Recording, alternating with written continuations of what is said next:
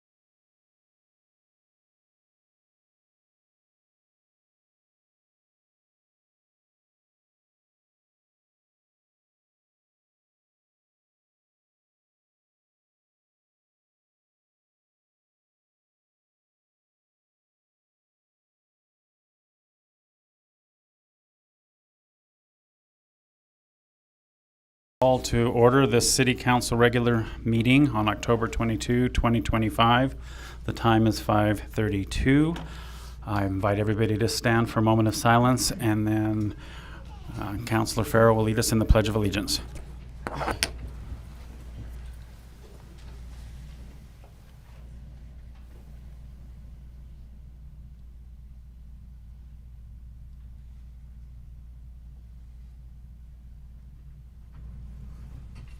I pledge allegiance to the flag of the United States of America and to the republic for which it stands, one nation, under God, indivisible, with liberty and justice for all.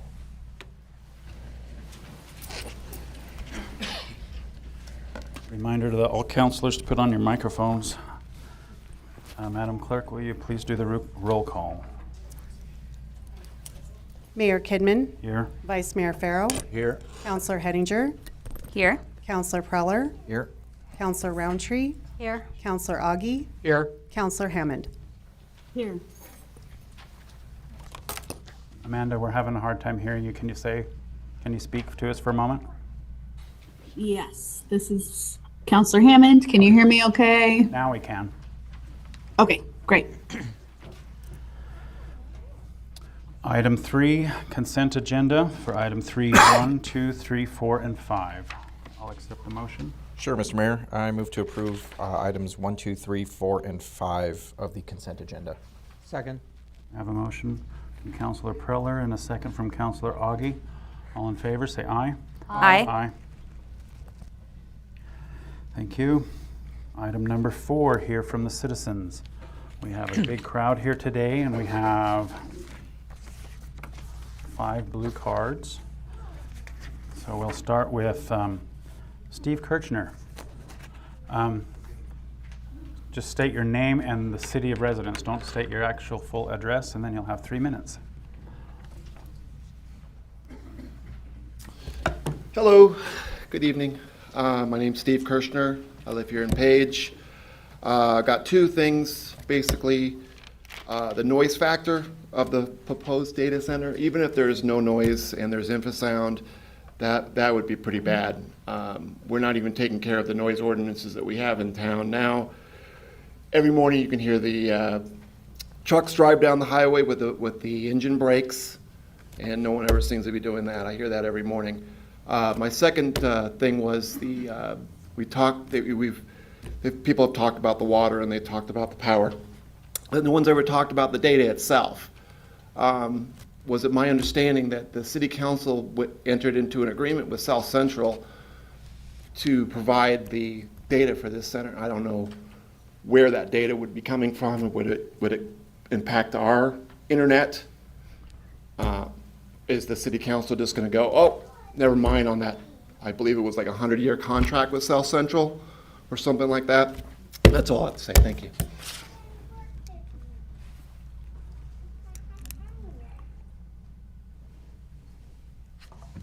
Let's go to Holly Helm. There she is.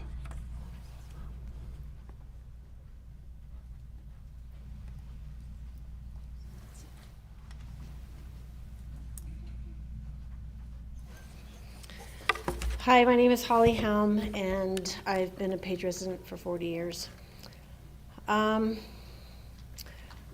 There's a lot of topic for the data center. Some concerns, what about future development? What does that look like down there with this industrial vibe building? What kind of development do we see happening? Where my research has shown that data centers last about 15 to 18 years, and they don't upgrade that equipment, and they abandon those buildings. If that's been something that's on the radar, the amount of electricity and water that's required for them is a concern, I think, of everybody.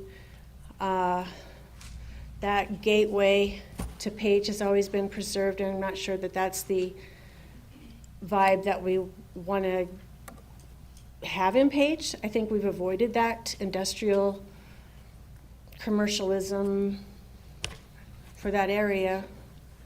And the noise levels of stuff that I'm reading about, the tax breaks that Arizona gives for data centers.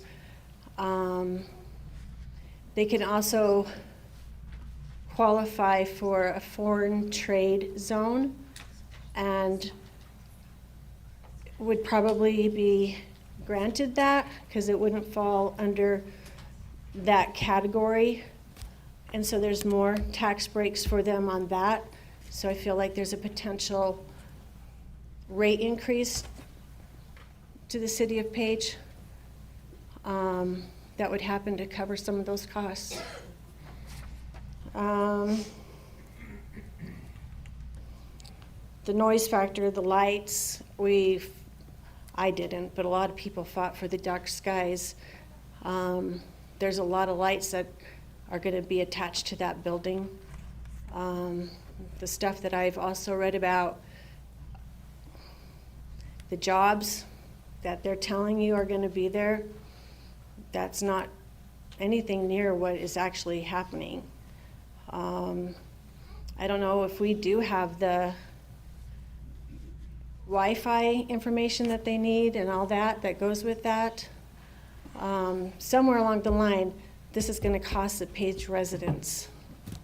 And that's how I see this going. Thank you. Next, Brian Carey. Huh? You want to go down to, oh, okay. You want to wait till the agenda item itself? Chuck Straub.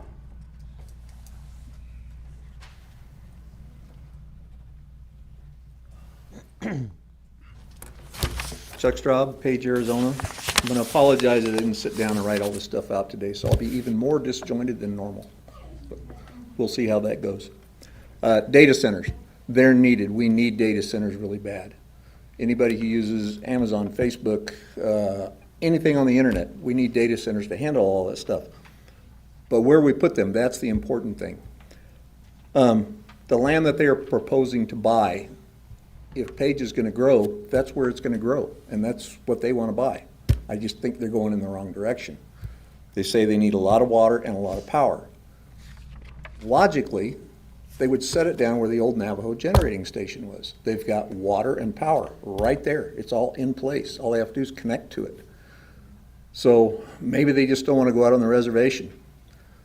I don't know, but to say that, well, it's not in Page, it's close enough to Page that NGS made it work for over 40 years. I don't see that as a problem. One thing that I do find as a problem is Huntley. Huntley has already got a lot of property in Page with big promises. We're going to build on Potato Hill, a big resort. We're going to build at Indigo Ridge, big deal.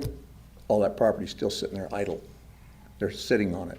So if they're going to buy all this other property, are they going to sit on it? We haven't seen plans for this thing yet.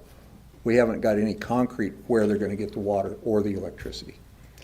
So I just think it's not a great idea. I am definitely against this.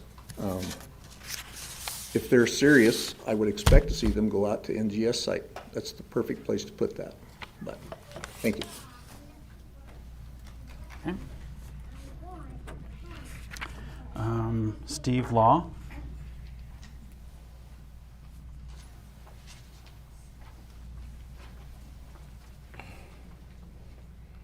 Stephen Law, I'm a resident of Page for 20 years. Mayor Kidman and council members, since hearing that Page is considering selling land to a data center, I've done considerable research into data centers and the way that they affect the lives of people living in cities near them. One thing I have found is that no one likes living next to a data center. The main reasons, the main complaints coming from residents in towns next to data centers, and these are across the board, not a few isolated cases. Increased utility bills, both electric and water, loss of open space. Page's proposed data center will do exactly that. Worry that the data centers are consuming too much water. Worry that the data centers are contaminating their water, air, soil. Worry that data centers are contributing to climate change, and they are ugly and unsightly. Residents of Schlossburg, Virginia, home of one of the largest data centers, report round-the-clock noise, humming, and buzzing coming from the data center. I live on the north side of Page. I might not hear the buzzing coming all the way to my side of town, but think about the people living in the ranchettes and the other neighborhoods on the south side of town. They sure as heck will. Imagine going onto your deck on Sunday morning to drink your coffee and just hearing a buzz that never goes away. Imagine going outside to watch your kids ride their bike or have lemonade on the porch, and instead you just hear boom that just never goes away. We all love taking our kids to the sports complex, watching them play baseball, softball, soccer. That's going to be close enough to just hear boom the whole time we're over there. In towns next to data centers, intensive power usage to power the data centers has driven electric bills in those cities to skyrocket very often. In peak months, electric bills for single residences can be over $400. Data centers also use very high quantities of water to cool the data centers. Residents from towns near those data centers report their water bills skyrocketing also. They also report in some cases that their municipal drinking water is no longer drinkable. Water, okay, I'm going to skip that part. My questions for the mayor and the council members: how much water will our data center use per day? Do you know the answer to that? Have you reported this to the citizens of Page? As far as I know, you have not. If you don't know the answer to that question, do you think it is responsible to vote for this? What happens to the water after it's been used to cool a data center? Does the mayor and city council members know the answer to that? Have you told the citizens of Page what happens to that? If you don't know the answer to that, do you think it's responsible to vote for this? How much electricity will this data center use? Will that cause the power bill of Page citizens to increase? If so, do you know by how much? If you don't know the answer to that, do you think it's responsible to vote for this? As a citizen of Page, I strongly urge all of you to vote against selling land for this data center. You need to not only consider the needs of the city, but more importantly, consider the well-being of our citizens. Thank you.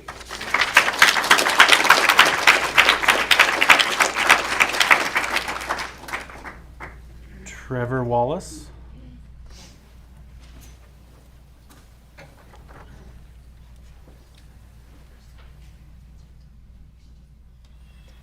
Hi, good evening. My name is Trevor Wallace, Page resident for 10 years.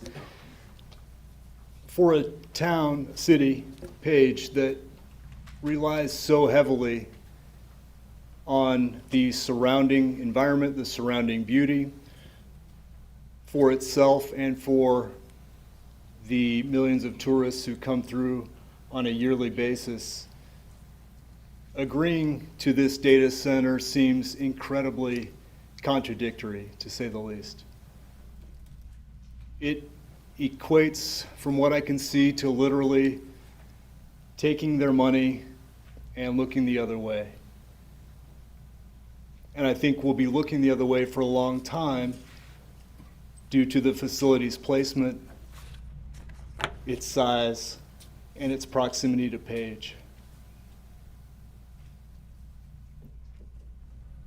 I think the focus needs to shift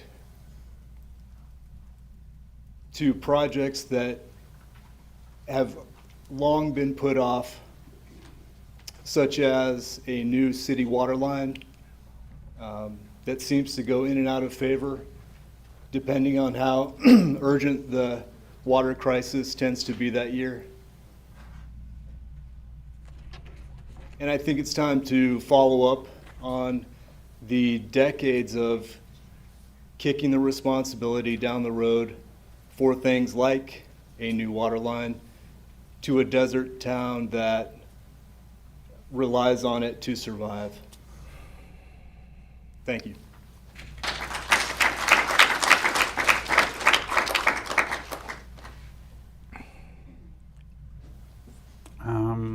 Is it Raquel Lewis? Rachel Lewis? Raquel?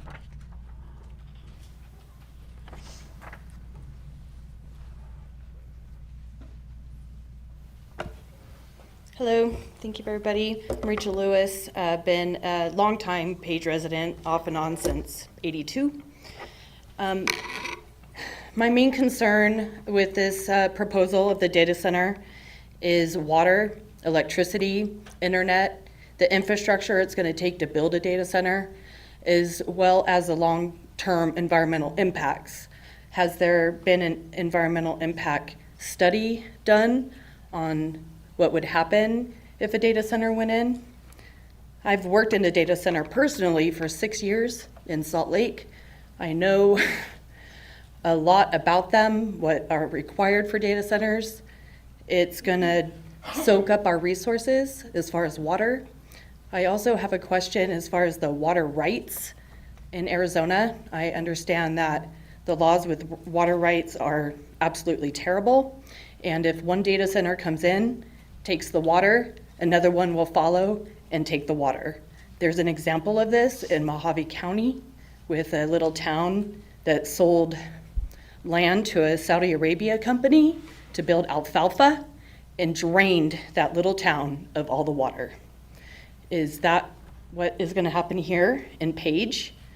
I love Page. It's my home. I'd hate to see it destroyed. We can't allow a data center to go in.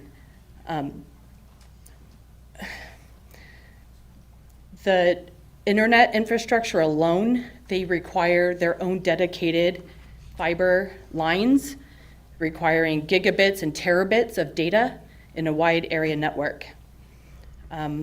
Not sure how that's going to be accomplished here in Page, but isn't there something better that the city can do for the citizens here as opposed to building a data center that will, like many of us have already said, will cause all sorts of pollution, noise pollution, air pollution, and our sky pollution.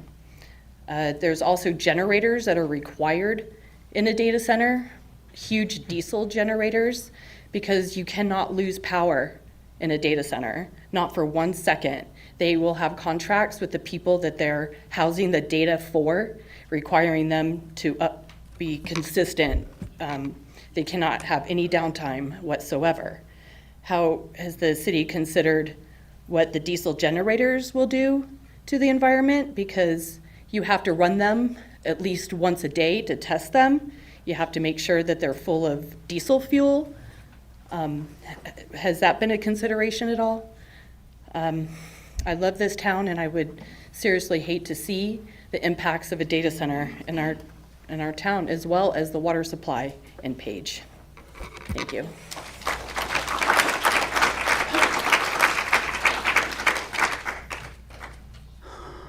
Tiana Begay.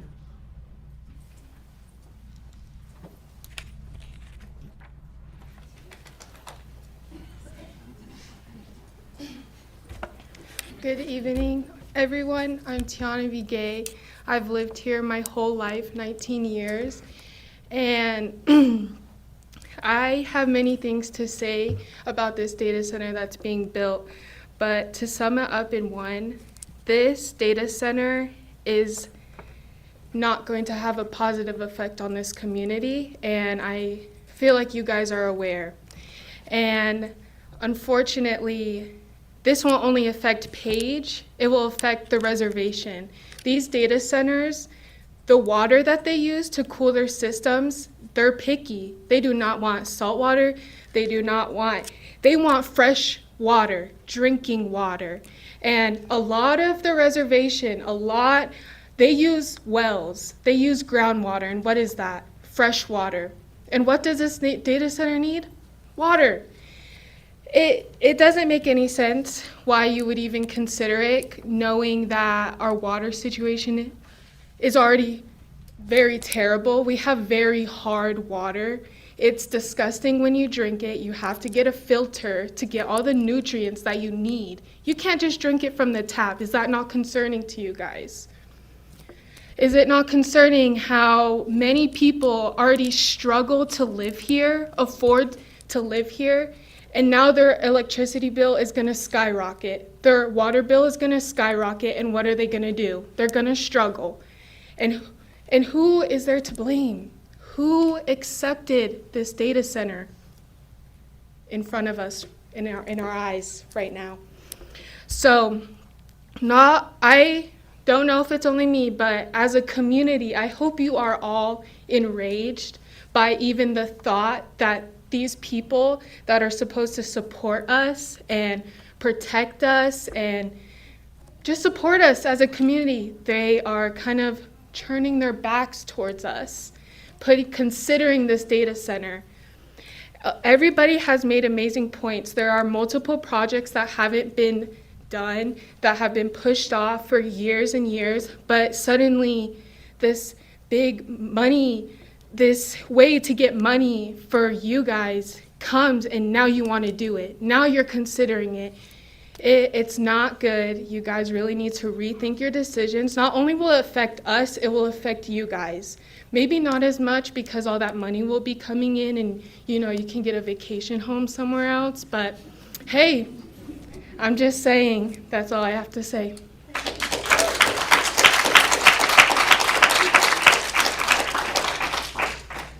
Okay, Kate Cease.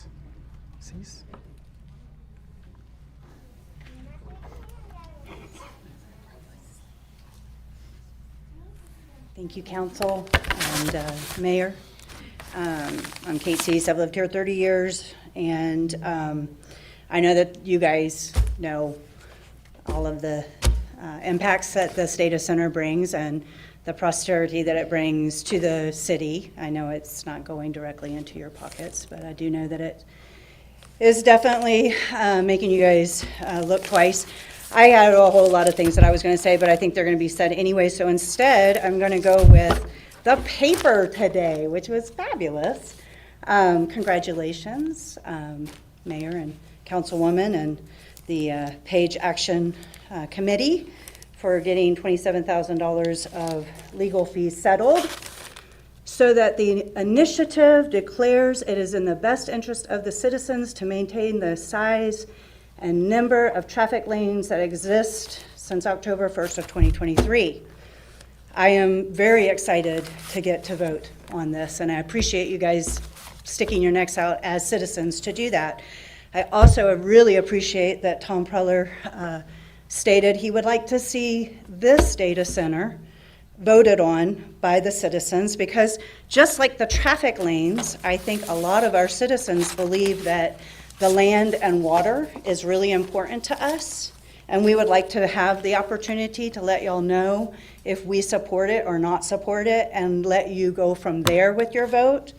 I think we all agree that the future light pollution, the negative effects of our air quality, and the noise pollution is something that is just as important as how many lanes in our main street there are.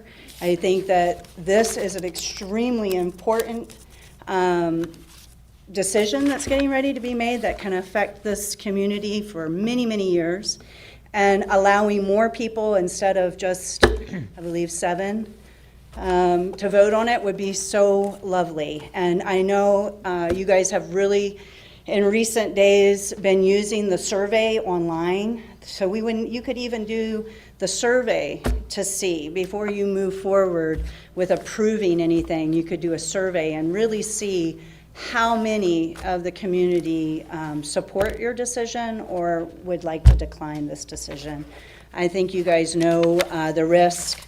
Groundwater was stated about one of the managers from New Mexico having issues with groundwater. Tucson just adopted last month not to supply water to large corporations needing water, specifically targeting data centers in Tucson.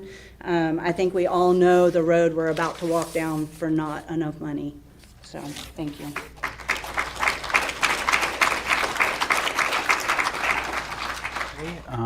Heidi Grigg, did I say that right?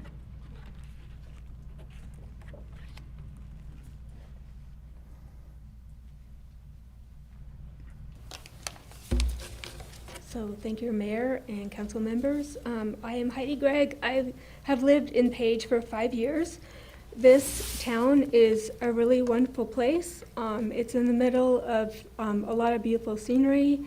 I have wonderful neighbors, and the data center is really concerning. I hear that there's been talk about the water and the electricity that is used, but I want to make sure that people are hearing the statistics right now about those two things. Data centers use between 300 acre-feet and 3,000 acre-feet of water per year. They use between 100 megawatts and 1,000 megawatts of electricity. And so I'm not sure if this company has seen that we have, our power rates here and that we are by a lake, but data centers belong in colder climates. So I just wanted to make sure that that is said. So thank you.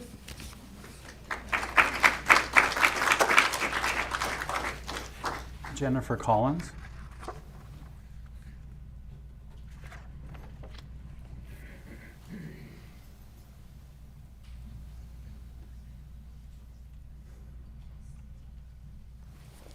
Good evening, Mayor Kidman, Town Councilmen and women, staff of City of Page. Jennifer Collins for Public Services, St. George, Utah, Page. James Ford, Sydney Rodriguez, which many of you have talked to already, live here in Page, as does all of our drivers. Unfortunately, I have to leave early this evening and will not be available during your executive session, item number 4, but I'm going to try to stay as long as possible. If you have any questions, City Attorney Mr. Joshua Smith has all my contact information. Thank you. Can we move her item forward? Because the agenda says that we can rearrange item. No, I don't think. Or do we need to? I think we'll just leave it where it is. Okay. Thank you. Thank you. That was the last one until Mr. Carey at the item agenda. What? The guy out there is filling one out. Do we have one? I think so. I'll allow it. Come on up. My name's Chandler Buckley. I just got here, so I can fill this out when I'm done if you'd like. Thank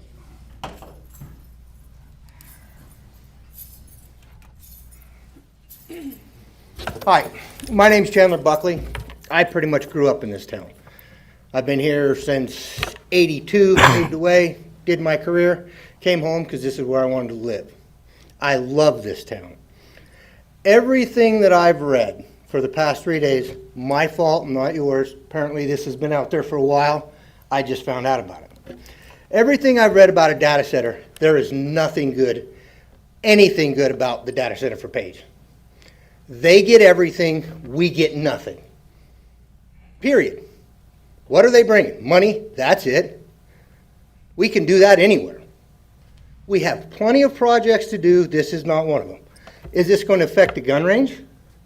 What other things in Page is this going to affect? Immediately. We haven't done anything other than said, we're going to vote on it today. That's what I got. Did anybody else get that? We're voting on this today. That is a bad, bad, bad idea. The least amount of money that's been jacked up through electric that I found online in Virginia in, what do they call it, Data Alley.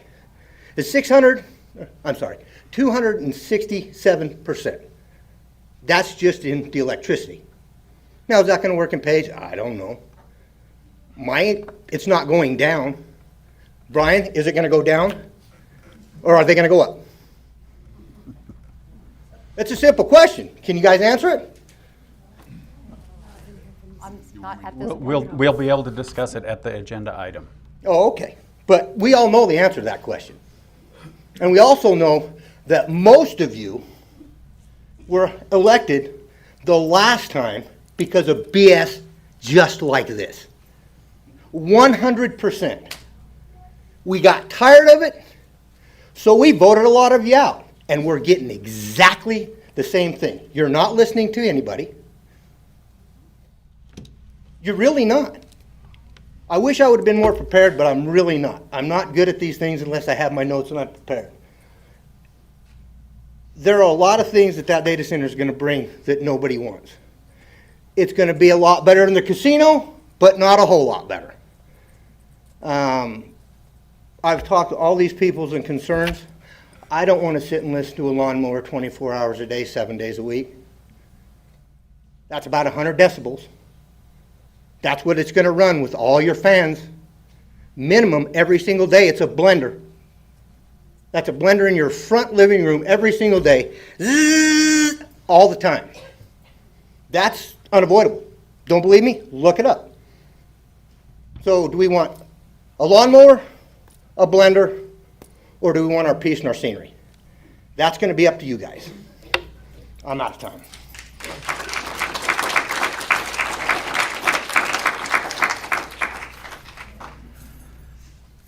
Okay, we will move on to number 5, reports and announcements. For the mayor's report, I just wanted to remind everybody and make a note that this is Breast Cancer Awareness Month, something that's touched my family, touched many families. Just give everybody a reminder to go get screenings if you need to, or if you should, for cancer. That's all that I wanted to say at this point. We'll turn it over to City Manager's current event summary. Good evening, Mayor and Council. Just a couple updates staff-wise. Sylvia Schaefer, our new P&Z director, she's on duty now. She's been on staff now for about a week and a half, so we're glad to have her. We also glad to announce that we've made an offer and it was accepted to our new public information director. And this person is as we discussed, is going to be helping with the messaging of what the city's doing, all the details, as well as marketing. And that person is Adam Geller, and he will be taking the job. He'll be here November 10th next month and be on duty. And my favorite weekend of the year here in Page, now going for 22 years, the Page Balloon Regatta. That's going to be here in October 30th. You'll see a few balloons in the air, and then October 31st, and November 1st, and November 2nd.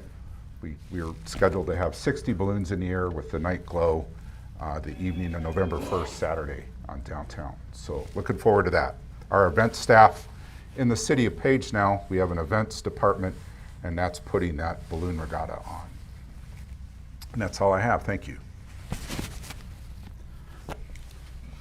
Item 6, boards and commissions, council liaison reports. Did anybody attend a board meeting since our last city council meeting? Dave and I did. The Who- library board. Okay, Councilor Roundtree. Both attend the library board, and what a great group that they're doing. They discuss programs, and they have so many programs going on. If you guys don't know what's going on in the city library, you just have to read the great things that they're doing. It's obvious the minute you read just 1 month of the activities that are going on down there, why they were number one in the nation as small libraries. They also discussed redesign and future possibilities of changes to the library because the society is changing and things look different. Our libraries need to look differently, and they're addressing that, and I was really proud of that. And so that was the other item that they discussed was future possible designs and changes to the present library as exists right now. Anything else, Dave, that I'm thinking? Yeah, it's what the teen and the youth, or teen and Yeah, young kids. and they're making the new teens part of the library so that it's more friendly to teens because of the number of students that come there after school. Appreciate that the school district now has a bus that will take your children from your schools and drop them off at the library. And a lot of parents use those programs and services for their children to have something to do until they can get off work. So it's a great programs that are going on down there. Thank you. Councillor Hettinger. Thank you, Mayor. The Parks and Recreation Advisory Board met on October 13th. So a couple of staff updates. Dwayne is no longer with Paige, but I'm excited to share that Justin Aronoff, okay, thank you, is the new Parks and Trail Manager, so I wish him well in that new role.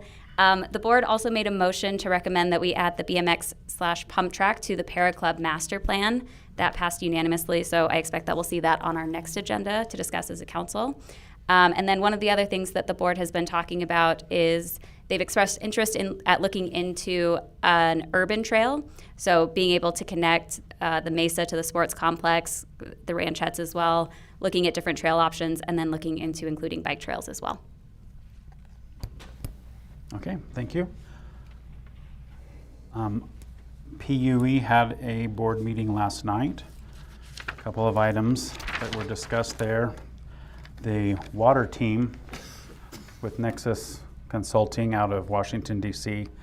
are kind of in a holding pattern because of the shutdown of the federal government, but they're working with everybody that they can to make sure that all our forms are ready for earmarks, for getting funding through the Great American Outdoors Act. So they're just waiting for the government to reopen so we can continue the forward momentum that we had with our new water straw project. Also, they shared with us that Representative Eli Crane, along with Representative Stanton, Representative Andy Biggs, and a few others, have signed on to a letter of support for the City of Page and the water infrastructure, and with that Great American Outdoor Act with the National Park Service. So we're starting to receive a lot of support there. Letters with both of our senators are still being completed, also waiting on the government to reopen. And just one little tidbit, the PUE Finance Department passed their audit in flying colors again. So that's what took place at the PUE. Was there any other things to be shared about boards? Okay. Thank you. Item number 6.2, Airport Advisory Board Appointment. Councillor Augie. Move to recommend Sean Brown to the Airport Advisory Board with a term ending June 30th, 2028. Second. We have a motion from Councillor Augie, a second from Councillor Farrow. Any questions or comments? I'll call for the vote. All in favor, say aye. Aye. Aye. Any opposed? Thank you. Item number 7.1, unfinished business, property purchase contract amendment for Valco Commercial Properties. City Attorney, is this over to you? Yeah, this is a minor amendment to the agreement to purchase to extend the closing deadline and to require some, to build in some protections to ensure that there's development that happens immediately after closing. Okay. Councillor Farrell? I'd like to move to approve the third amendment to the property purchase agreement with Valco Commercial Properties with a closing deadline for the purchase to be revised to March 31, 2026.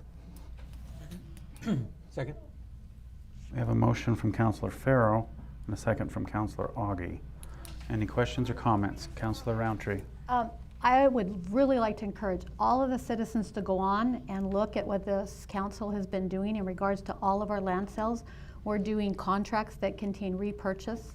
So none of the people that we're selling property to any longer, because I validate some of your concerns about the number of times in the past property's been sold and nothing happened with it.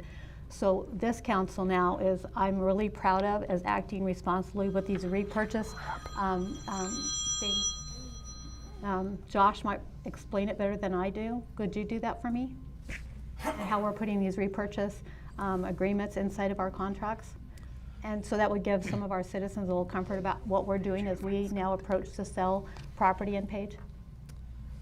Yeah, it's a provision, for example, in this contract, it's just an amendment, but it's a provision that requires the developer to invest a certain amount of money in development within a certain time period of closing. So it depends on the project. It changes.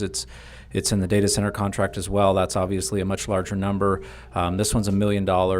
So they have to invest $1 million within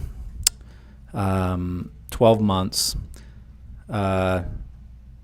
of closing. So they have to spend $1 million towards development of the property. If they don't do that, then the city has a right to repurchase the property at the sales price, and we can get the property back.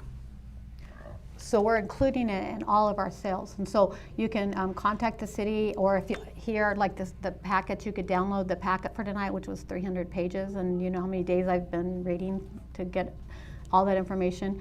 But all of our contracts have those repurchase agreements in them, so that property, if the developer doesn't finish the project, we have the right to repurchase that property and bring it back under the city's governance. So I wanted you guys to be aware of that, and I'm really proud that we are doing that.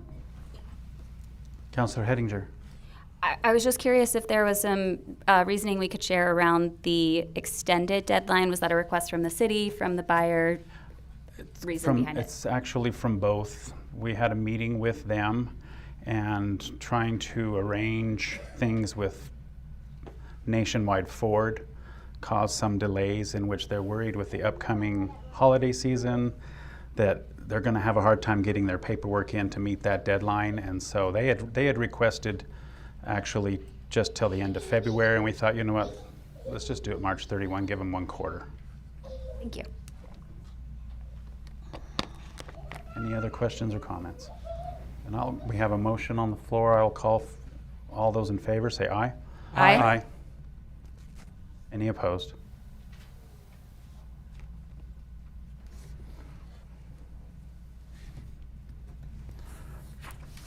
Item number 7.2, potential land sale for residential development, Ordinance 745-25. Madam Clerk, will you please introduce the ordinance by title only? An ordinance of the Mayor and City Council of the City of Page, Coconino County, Arizona, pertaining to the sale by negotiation of real property owned by the City of Page and approving the agreement for the purchase of real estate. City Attorney. So this is a project that's located down on Sand Hill Road, just adjacent to the Whispering Sands. It's actually a little bit across the street for phase 1, and it's a 2-phase project. Residential townhomes and some, at least their concept has numerous townhomes, and then some, looks like single family lots mixed in there as well. A fairly standard purchase agreement, sold for appraised value. And the city does have a repurchase right on this one if they don't move forward with development immediately after closing. If anybody has any questions. This is a project that was shared with council before, but for another location, correct? And for this location as well, I believe, yeah. They originally came in and proposed a different location, and then I think they came back. I don't know if they went through their whole presentation for that, but yeah, they changed the location. Councillor Augie. Yeah, I have a question. Flex Entitlement Holdings Limited Liability Corporation. It's just one person, Scott Powell. And No, well, I don't know. what I looked up, and company's age is 7 months.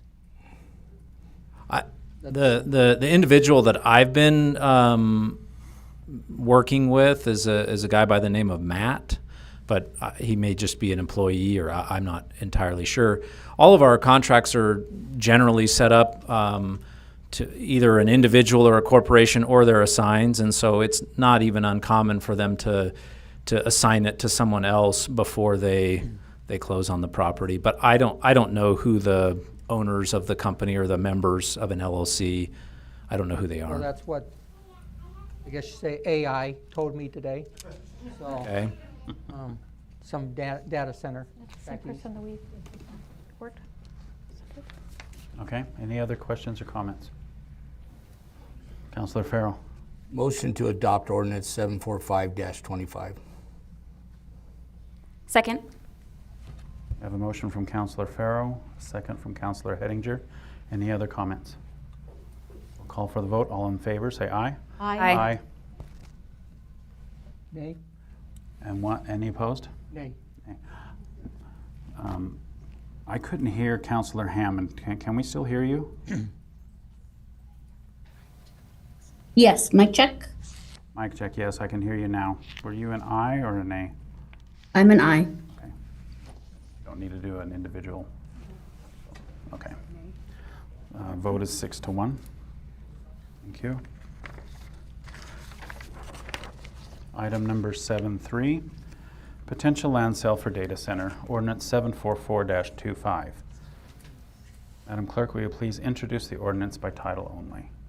An ordinance of the Mayor and City Council of the City of Page, Coconino County, Arizona, pertaining to the sale by negotiation of real property owned by the City of Page and approving the agreement for the purchase of real estate. City Attorney, anything from your side on this? Oh, we are at the agenda item. Brian Carey. He's got a pointy stick. Gotta leave that at the door, sir.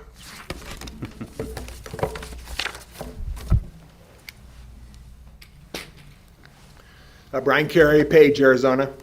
Thank you for the opportunity to address the council. I want to state that I'm not opposed to data centers. Whether or not one is built in Page will have no effect on the AI revolution. No matter where the infrastructure goes, AI will grow in use. The Page City Council instead must decide whether this proposal benefits our community. Here are the concerns I would want addressed if I was in your seat. Can we contractually bind Roosburg to deliver on the promises of corporate contributions, such as paying for the needed infrastructure, emergency services upgrades, and impact mitigations? Or will the power of corporate lawyers and deep-pocketed foreign investors eventually overcome our small-town expertise? Can you put in place a contract that will prevent land banking of 500 acres if the speculative investment ventures in AI development lose their steam? For a project that will be in development over many years, can our contract survive the inevitable turnover of city staff and council? If you sell the land now, can you really ensure that its progress can be stopped if the promises don't pan out without risk of expensive lawsuits from the developer? Is this the highest and best use of this city-owned land? I would want to be assured that this project enhances the development of housing in Page rather than negatively impacting it. Is siting this project next to our new multifamily residential zoning district on Highway 98 wise or legal? Will the impacts of this project decrease the potential of housing initiatives begun by the last council on the north side of Highway 98? What is Roosburg offering to support the housing needs of their project? The city knows its current zoning code and development standards are not sufficient to cover this project. Since these processes will require public involvement at the Planning and Zoning Commission and the City Council, wouldn't it be politically astute to put those in place first to assure that the citizens that their interests are being protected, rather than make assumptions that this can be done after the sale of the land? The consideration of this real estate proposal has by necessity taken place in several private executive sessions and staff tours. The public got a 20-minute slideshow of ill-prepared greenwashing and dismissive comments. My hackles rise and my wallet gets stashed whenever I hear the words, a once-in-a-generation opportunity. Understandably, Roosburg has no details, as they are just a real estate middleman. They just want to buy the land and worry about the rest later. I find it disappointingly ironic that a council that includes the two heads of the Page Action Committee has forgotten the buzzsaw created only 1 year ago, when 6 years and 27 public opportunities for a $5 million streetscape project were deemed insufficient.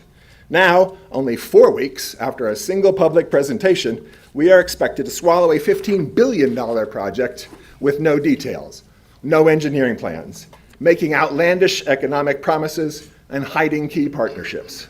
Your actions tonight must serve to unite our community and not further divide it. You've heard the concerns. I urge the council to slow down and get us some more answers if you want to have any chance of building trust in your governance. Thank you.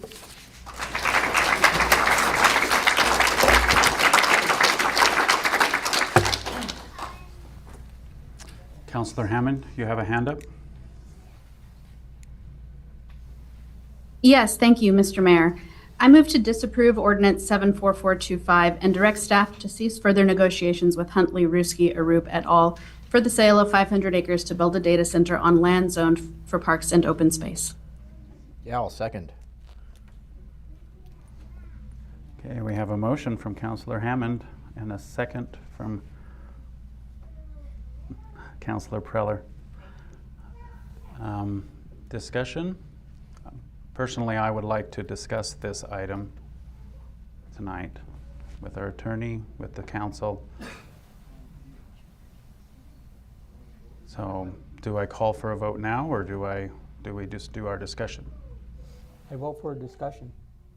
I vote for discussion. Is this a time, though, that we can make public comments? Yes, this is a discussion now. Okay. So first of all, point of I order, wanna Mr. Mayor, I don't think we need to vote for discussion. There's a motion on the table and a second, so discussion would be the next appropriate step without further vote. Yes. Okay. So first of all, I want to validate all of your concerns, because I felt exactly the way you did when I first heard the word. I was like, what? Not happy, not pleased. So I know, well, I don't want to identify anybody, but there are some that have approached me and told me that they were in favor. So when you sit on a council, you represent all the citizens of Page. So I told myself that I had to go down the rabbit hole and I had to learn all the things I needed to know. And I want to apologize to you. I recognized when I was on the PAC that the lack of healthy media sources in town and social media, what happens. So first of all, this data center is not using any water. So there is a technology that's used that's closed loop, and they do not use water. So when we told them they can get no water or no power from the city of Page, we continued to go forward. I have talked with communities that have data centers that use closed loop technology, and they use no water. A citizen, Woodward, made a comment about the water that comes out of a data center and how difficult it is. So I called those areas that use the closed loop. The water comes out so clean that it can't be used, and it has to be dumped in parks because it sets off and affects, and Brian Hill could explain that. And she said she was fascinated when she found out that the little bit of water that did come out of their data center, the data center that they have in their community now has gone to closed loop. And she says they don't take water from the city anymore. It's about what a motel or a Walmart uses, and that's all that data center uses. So our contract, for the citizens who've taken the opportunity to read that, I really appreciate that. And the conversations I've had with those citizens, because the contract straight up says they will not get any water or electricity from Page. So they will be buying their electricity somewhere else, and if they decide they're using a data center that needs water, it won't be built in Page, or they'll have to get someone else to give them water because it won't come from us. So I could sit here and I could go through all the other concerns, but we've addressed so many of the concerns in this contract. And it wasn't done in secrecy. The process was set up in the contract where you'll see that they have 18 months to 2 years to go through planning and zoning and the public process where everyone can be educated, the zoning things can be put in place, and if they don't meet all of the things and don't mitigate our concerns and the concerns that you have, because I guarantee you everyone up here had the exact same concerns that you've brought up. I have written down a couple. One that I had approached that I don't think we eventually got completely answered, that I'd like answered, but we've asked those questions. They are in the contract, and anyone in here, other citizens have reached out to me in the last few days, and I've sent them the contract, and then they've said, oh, I see, okay, I understand, wow, great idea, oh, I like that. They've come in and talked with Josh. So I would like the city clerk or someone to collect emails, and anyone who would like the copy of that contract will email it out to you. It's also, yeah, that's if it gets approved tonight, because it might not. And you can download it here. If you use Safari, it doesn't download, I don't know why. But if you use Google Chrome, you can download the packet tonight, and you can find the contracts that we're discussing. It is in there. And the data center is in there. So even if we do end up approving this tonight, it doesn't mean that a data center is happening. It means that we're beginning a process where the buyer gets the opportunity to survey the land, look at it, and solve the problems that we've told them we won't solve for them. They have to go out and find those solutions. If they can find them, that's not going to impact Page. It's not going to affect our electric rates. It's not going to affect our water usage. They don't pollute. The systems that are closed loop don't. Point of order, Mr. Mayor. I'm taking this discussion very seriously. I'd like to hear from my fellow council members, if the audience could please respect that. I think it's also interesting that the individual that worked at this data center, I've spoken with 2 people from Lachey who work at a data center and drive to the valley on the weekdays, and I said, oh, they were doing some stuff at my home, and I said, oh, you work at a data center? Tell me what you think. And they said, oh, I think one belongs in Page. I was talking to another woman, and I said, I'm sorry, I don't want to be rude to you. I'm trying to find somebody from Eagle Mountain. And I was with her, and I finished, and she was like a Cheshire cat smiling at me. And I said, why are you smiling? And she goes, I'm from Eagle Mountain. What do you want to know? I said, about the data center there. I said, is it noisy? And she goes, what? And I said, is it noisy? And she goes, I don't know what you're talking about. I said, is it noisy? Do you live close to it? And she goes, yeah, it's not noisy. Why would it be noisy? And I said, is it noisy? Can you hear it from your house? And she said, no. Someone today told me, if you live in Page and you experience the power lines and the electricity went through them, that's about what a closed loop data center might do if you're close to it. So I think that what we're trying to do is under contract move forward and see if we can mitigate any of the concerns that you have as a community, that we all had your concerns. We had those concerns. We have addressed those in the contract. And if you read it, I think that you can see that we have. And so we have outs and they have outs, and we have protection as we move forward. Well, if we do come out with a yes vote tonight and we move forward, that does not mean a data center is going to be built here. It means that we have a long process to go together as a community. And I am so grateful that Brian Hill tonight told us that we have the PIO, because I fought for that position. If the PIO had been in place, you guys would have healthy information, and some of the questions that you brought to us and help us through this process would be a little healthier. And I'm not trying to offend anyone, because I understand why you feel the way you do and why you feel like the sky is falling. I felt like that 5-6 months ago. But there are a lot of answers, and technology is changing. I kind of laughed with a friend that I talked to, because when typewriters came out, they thought women shouldn't use typewriters because they become too manly and their muscles would be too whatever. You couldn't do a high-speed train because you would die from not getting enough oxygen. I mean, if you read some of the things that caused hysteria in our societies with technology, that's a little bit that's going on. I'm telling you that I'm kind of in the middle right now. There are some things about what they end up choosing property-wise that'll make me give a no vote. There are still a couple things they have not mitigated. So in 2 years, when it comes down to a final thing, and they've checked box and they've come back and told us what they're going to do with energy, are they going to use, which generation backup supplies are they going to use? Some of those things are a deal breaker for me, but right now I'm willing to move forward and find out more information. Some of you have said, why aren't you working in other projects? I guarantee you, Brian Hill wants us to move forward with a second straw. Anyone want to tell me where I'm supposed to get $60 million? I can bond at $15 million. Where do I get 60 million? I want a swimming pool. Where do I get 40 million when I can only bond at 15 million? So those of you who are telling me that we shouldn't look at this money, I'm telling you what the money could do for Page. It solves our water problems, it solves our swimming pools, it solves a lot of our aging infrastructure. We don't have that tax dollars, and we can't just be a tourist community anymore. Do any of you guys realize what happened to our tax dollars this summer with the fires? And what happened to our tourist community? Do you know what could happen tomorrow if we had any type of a war and we didn't have tourists coming from Europe? Because the majority of tourists that come here come from out of the United States. So finances is something I have to address, and that's the only thing that I get offended at, is when citizens try to make me feel guilty for looking for money. Because it is a big deal, and it does affect what we can do for this town, and it is needed. You look at the splash pad. Can you guys imagine that our bids came in at $2.3 to $6.1 million for 3,500 square foot for a splash pad? Do you know what I could do to build a home, what Jerry and I could do with $2.1 million on a 3,500 square foot home? But I couldn't even build a splash pad for that. So the reality in this town is we need money, and we have to responsibly look at this opportunity and try to mitigate the concerns that you have. And I do want to address those concerns, but some of them are a little bit, the chicken little and the sky's falling, because we have addressed some of those issues, and we are willing to address more of them. And that's my comment. So. Okay. Did I see another hand? Councilor Hettinger, was it you? No?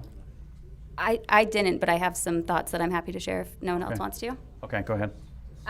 So first, I want to thank everyone who came out here tonight. I hear and feel the love that you have for the city of Page. And in every decision I make, I strive to listen to the people I serve, which is everyone in this room, understand the arguments for and against a decision, and do my best to make the decision I believe will best benefit our community. So what I'd like to share tonight is the reason why I have considered this data center. I've heard a lot of comments asking why we would even consider this, and so that's what I'd like to share tonight, why I have. What I've heard from you all is that there are fears that this data center will drain Lake Powell. It's going to spike our electric bills. It'll be noisy and bright 24/7. It's going to kill tourism, especially at Horseshoe Bend, and it's going to cement over the open space that people enjoy today. I've also heard worries about land banking, pollution, and transparency. Those concerns are real. They deserve direct answers, and I'm going to do my best to answer them. On the location, this site is not next to Horseshoe Bend. It's down US 89 and off SR 98 near P Rock.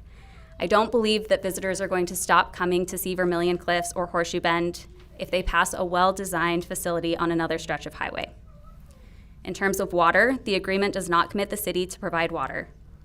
The buyer has publicly committed to the most water-efficient cooling available at time of construction, but I understand that there are concerns if the buyer is serious about that with their civic engineering group. If they cannot source water within the limits Page is able to offer or even wants to offer, they will have to go secure those rights and infrastructure themselves.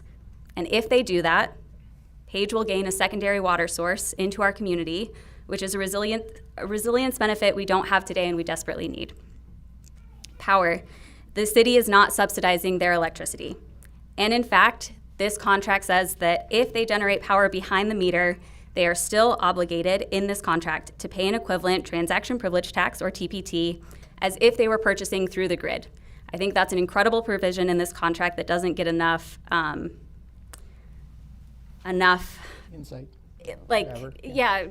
Applause, that's the wrong word, but that is an amazing benefit to the city that's in this contract, that most data centers, they look for options to find behind the meter power generation so that they don't have to pay that tax.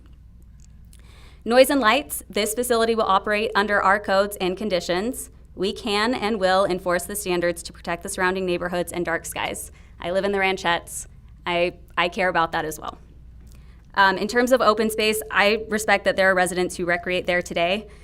I believe that this parcel can be a place of economic activity that can help shoulder the cost of the open spaces and trails the whole community wants citywide. So, based on guidance from our council, our city attorney has put together what I consider to be a very strong contract that protects our city. Part of these protections were in the original agreement.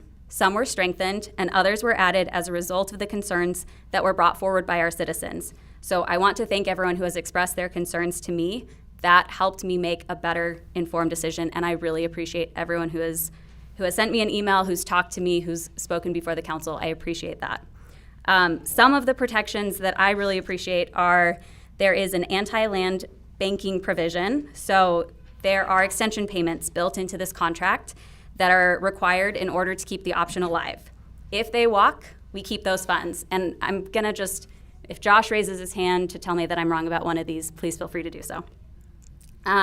They have to invest at least $20 million specifically into the project within 2 years after closing the deal, or they lose it.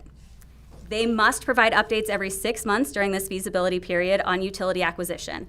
So this is not something I plan on approving today and trying to hide the ball on. I expect them, and they are required to bring us regular updates.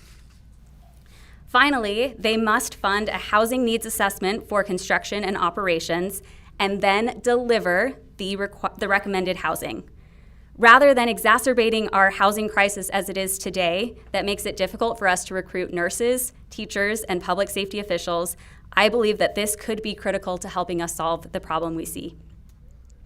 When SRP left Page, I saw newspapers report the benefits of closing the coal plant, arguing that it released more greenhouse gases at an hourly rate than any other facility in the US, and it polluted the land and water.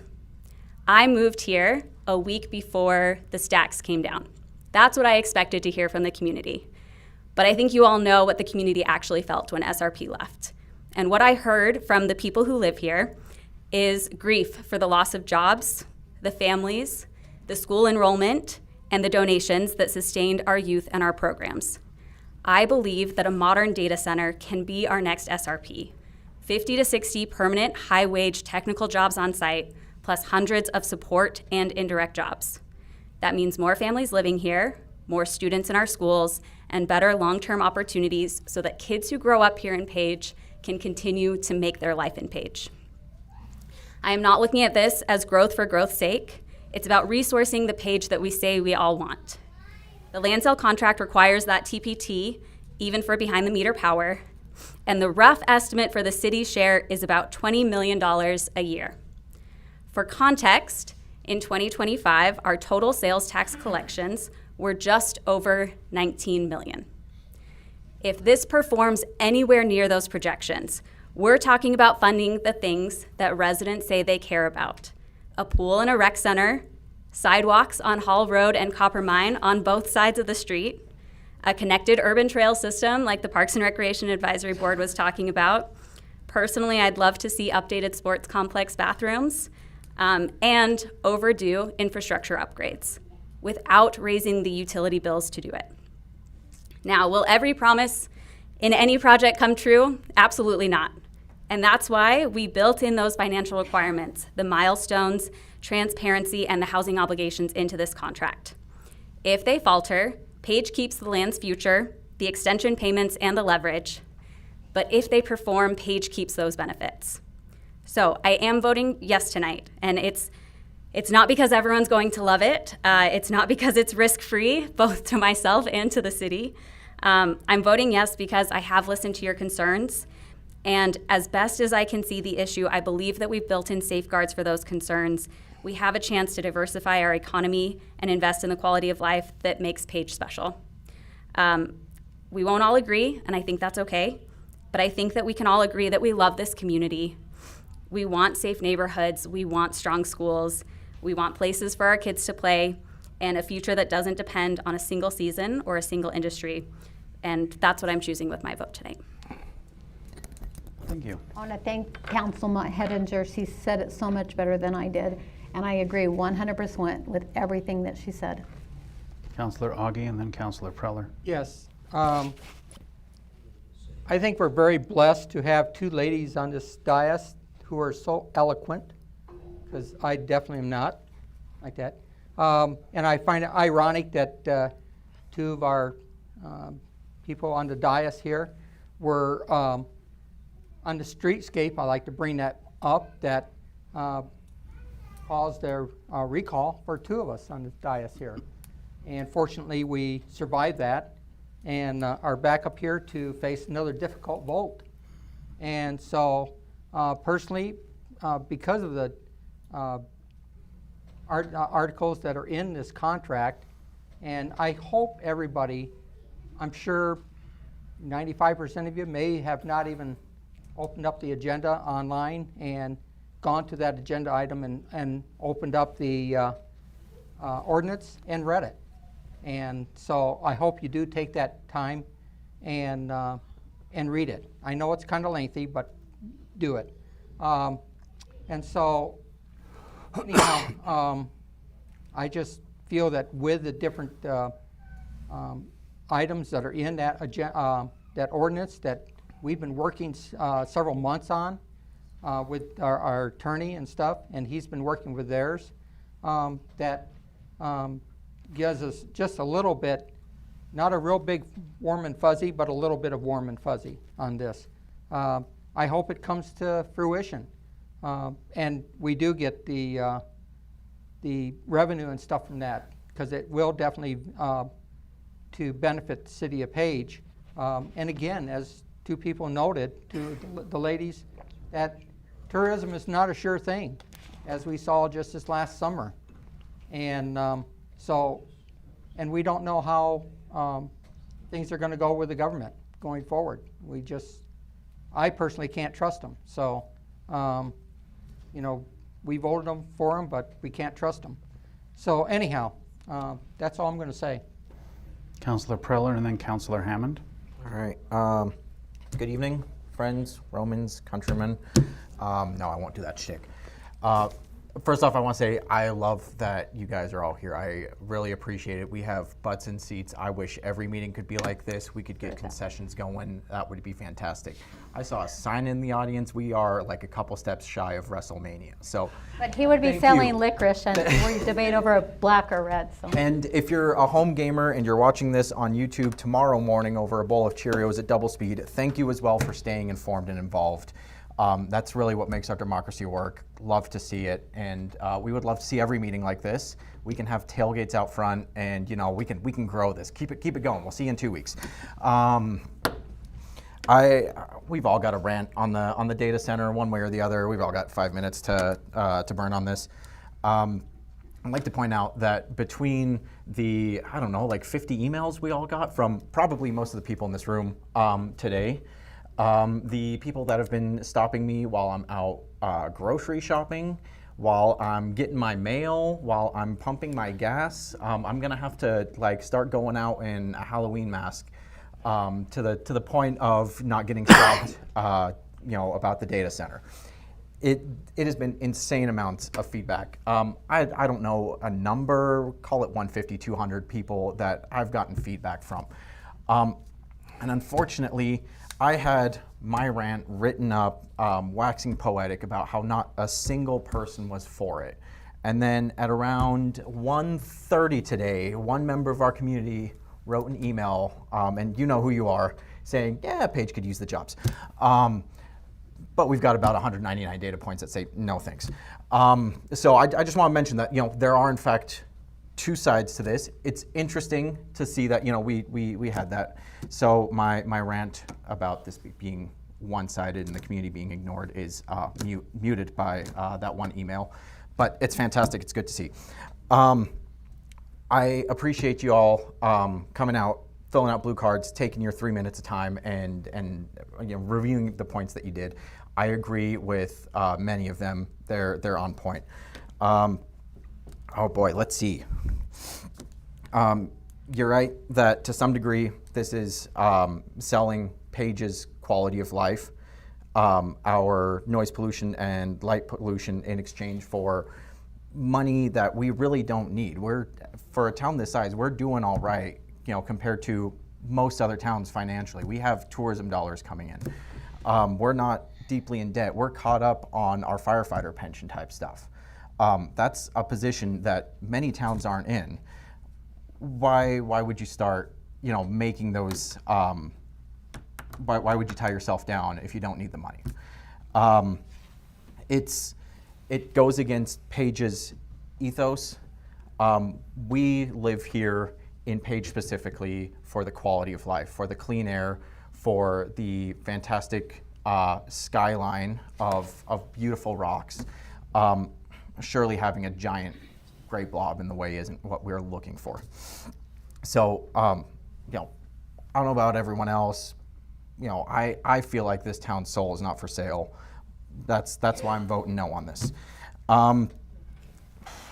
We don't know a lot of stuff yet. We don't have a final like design that's going to be built or anything. So speculation about stuff being a closed loop and not having any light output or not making any noise is speculation.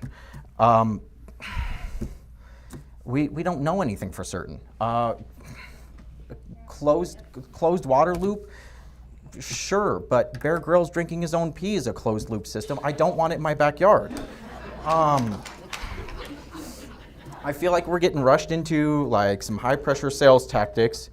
The city right now, we're in the middle of, we just got a new council, we just got a new mayor, we just got done with elections. We're just about to talk about getting a new city manager. We're not in a place where we're like stable and ready to make long-term forward progress. If this comes up and we talk about this over a ballot measure with public input forums, in 6 months' time, when we are stable and ready to take on something of this size, and the community is okay with it, then I'd be a lot more open to it. But until then, you know, this is like a no. This is a hell no. This is a double hell no with cheese.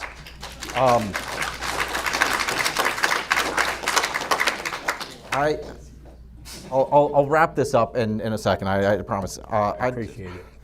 There were campaigns and promises made last year during the elections about the will of the people, listening to the people, and empowering the people. And our 199 to 1 data points are saying, no, we don't want this, and that we should listen to those people. We have the framework in place to kick this to a ballot and to do surveys and input sessions like you guys have suggested. Like you're smart people. Those are points that seem to be relatively agreed upon in the room, and I think we should absolutely do that. With that in mind, like there's always another election coming up, right? Everyone to my right's going to be up on the election next year. Something to keep in mind. That's all I got. I'm voting no. You guys knew that. Councilor Hammond.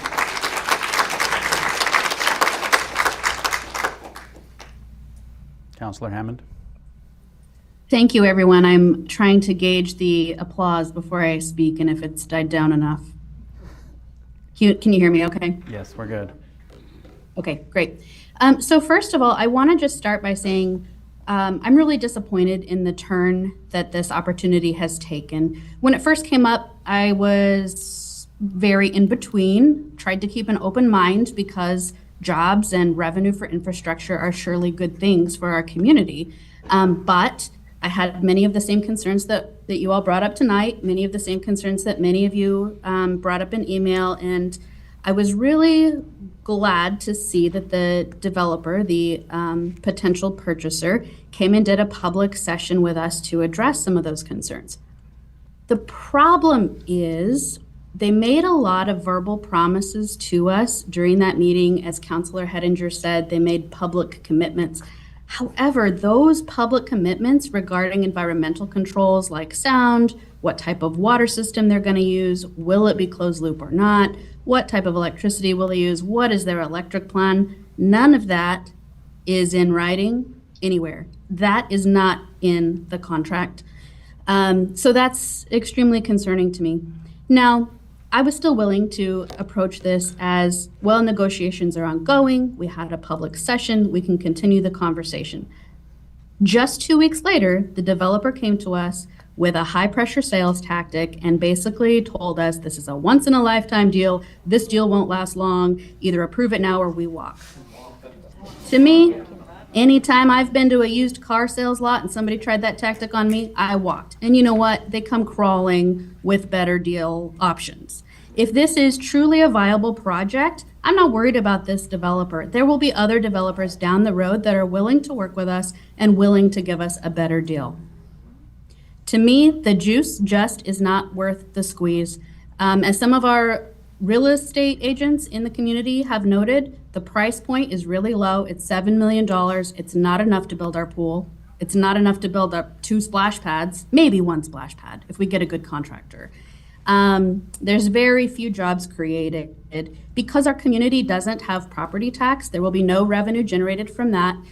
There could potentially be $20 million generated from electrical revenue sales tax, and that is a good thing. I feel the location is inappropriate. Again, if we had more time, we could find an appropriate location. The developers said that they were willing to negotiate on the location, but then again, 2 weeks later, they turned around and basically forced us into this vote tonight. Let's see here. I requested that they consult with the Navajo Nation and our neighbors in Lachi'i. They promised that they would do that, but then again, 2 weeks later, they turned around and asked us to make this vote. So that has not been done. We have powerful, influential neighbors around us who have not been involved in this process, and that's a problem.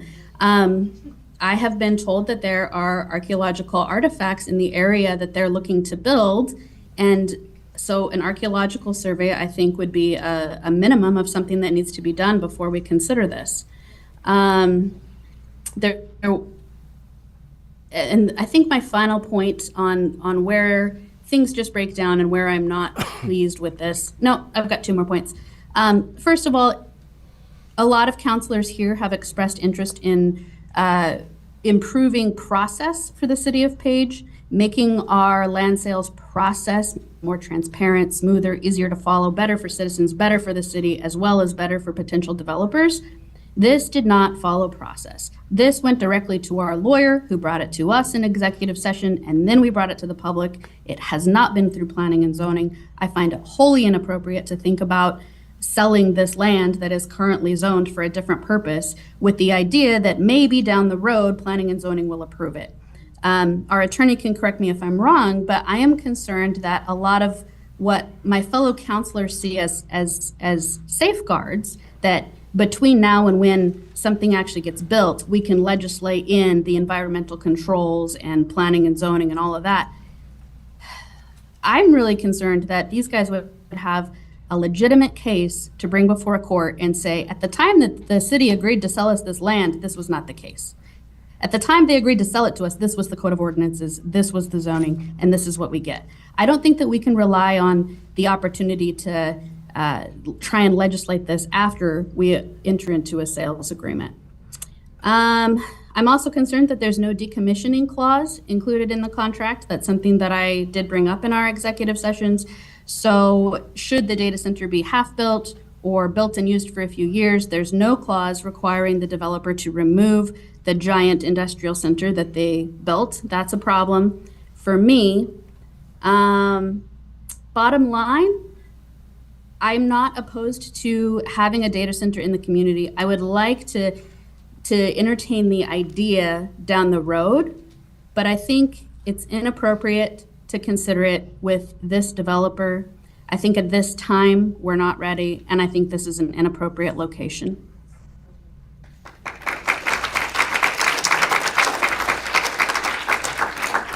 City Attorney, can you expound on any of that? Well, I guess I can respond to the item that was directed at me. We built in specific language into the agreement to allow us to do that, and that's the intent of the agreement.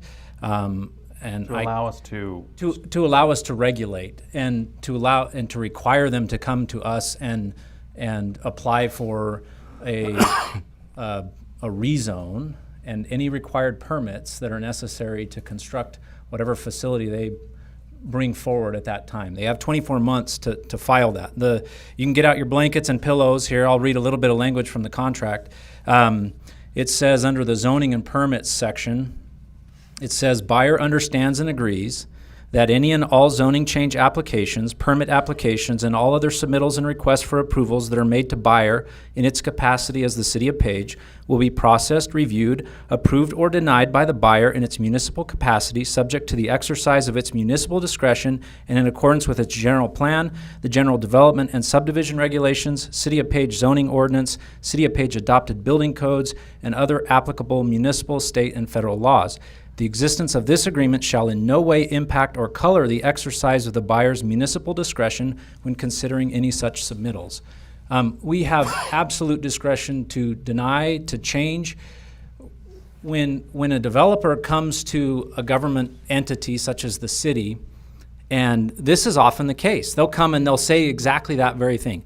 Well, we don't know what the regulations are going to be when we apply for whatever permit or a rezone. And that's when we enter into what's called a development agreement.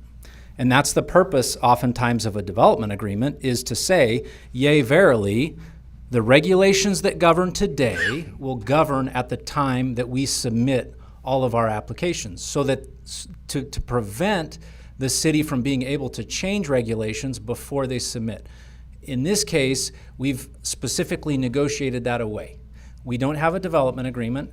They understand, it's very clear in the contract, that we have absolute discretion to approve or deny any permit submittals. We also have discretion to change our regulations, which we will, before they make any zoning applications. And if we don't, and we can just deny their zone change. We have absolute discretion to do that.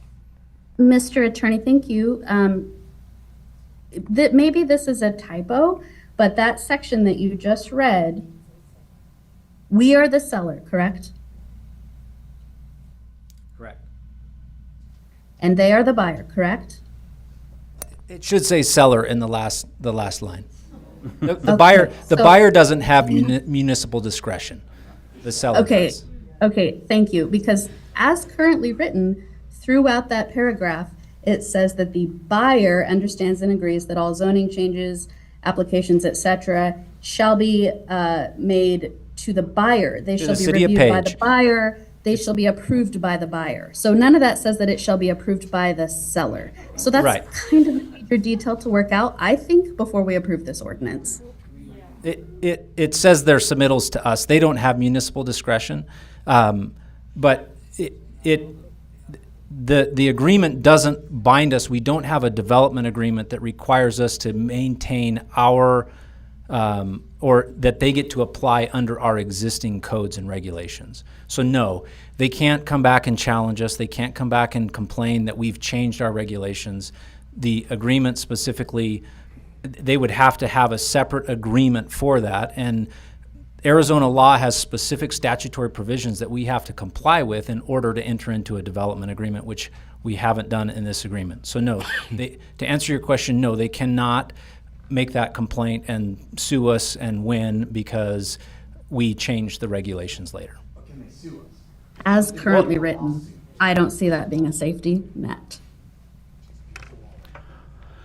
Councilor Roundtree. That's the reason why I agreed earlier that we should go into executive session, so those that have us had a couple points on the contract could be done by Arizona law to bring those items up in executive session.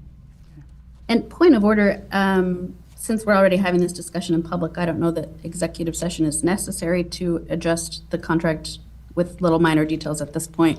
That's just my feeling. We can do that in public.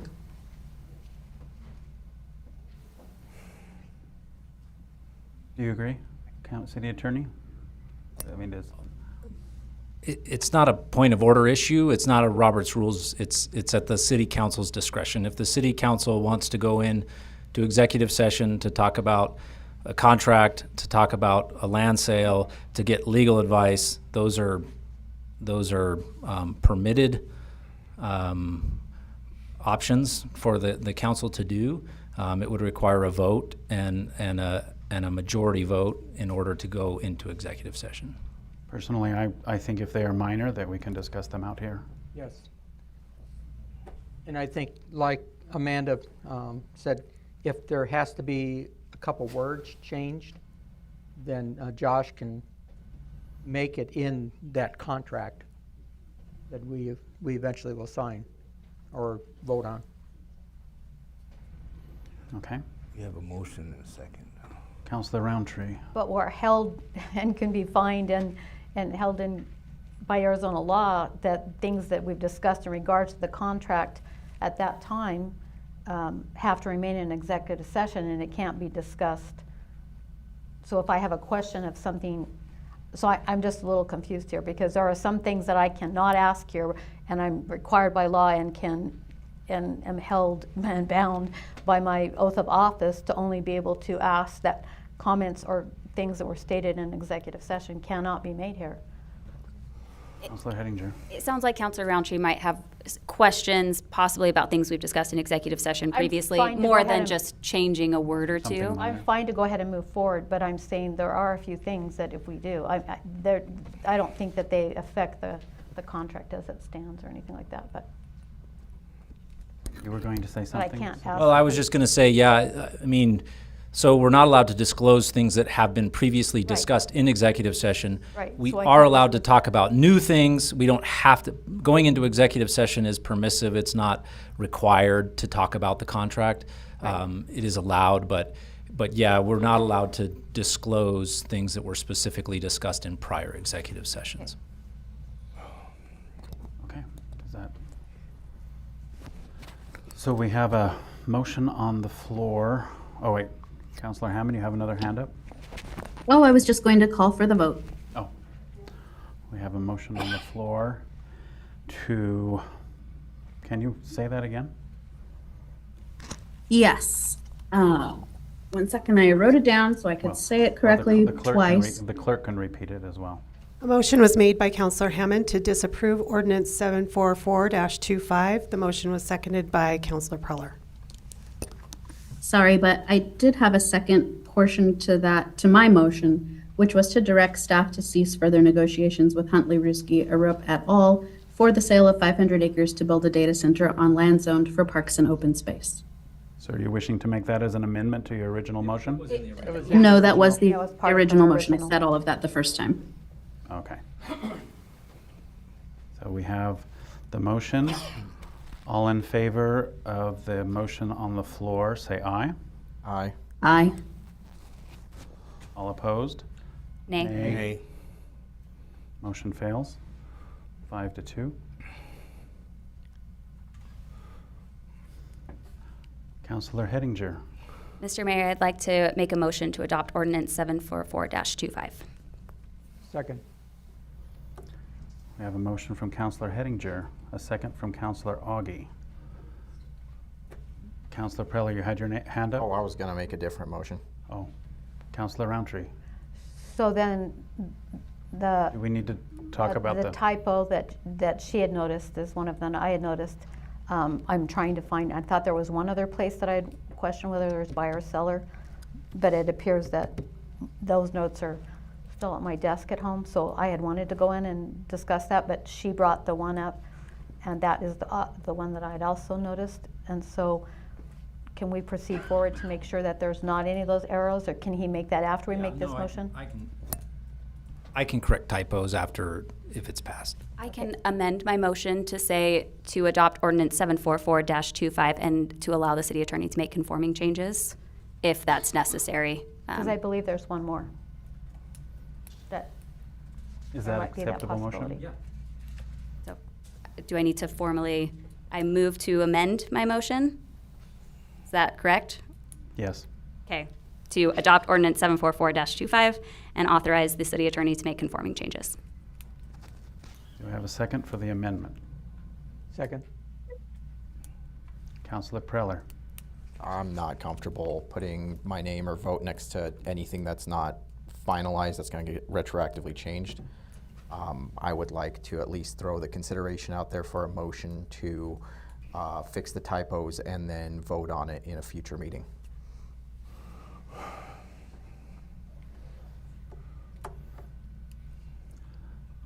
Any other comments, suggestions, questions? Councilor Roundtree.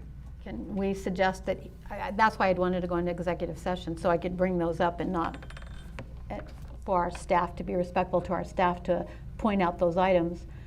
So can we still go into executive session and look for those items and then come back out and have the vote later in regards to that, so we could address those and address it appropriately?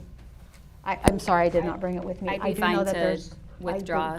Huh? I'd be fine to withdraw my motion if we want to go into executive session first and vote on it after. So that we can have time to address those, so then we can address Councilman Preller's, so that we know that we're all agreeing upon those. If someone would like to make a motion to go into an executive session for this one item right now, we could do that, or wait and go into it down in item number 10. Wait until we get into number 10, probably. Sorry, I don't want to spend another 2 hours in executive session on this item. We're finally at the point where we can vote on it. Can we just vote and make the conforming changes? Councilor Roundtree, if you have concerns besides the paragraph that was brought up, I think you could bring that up here.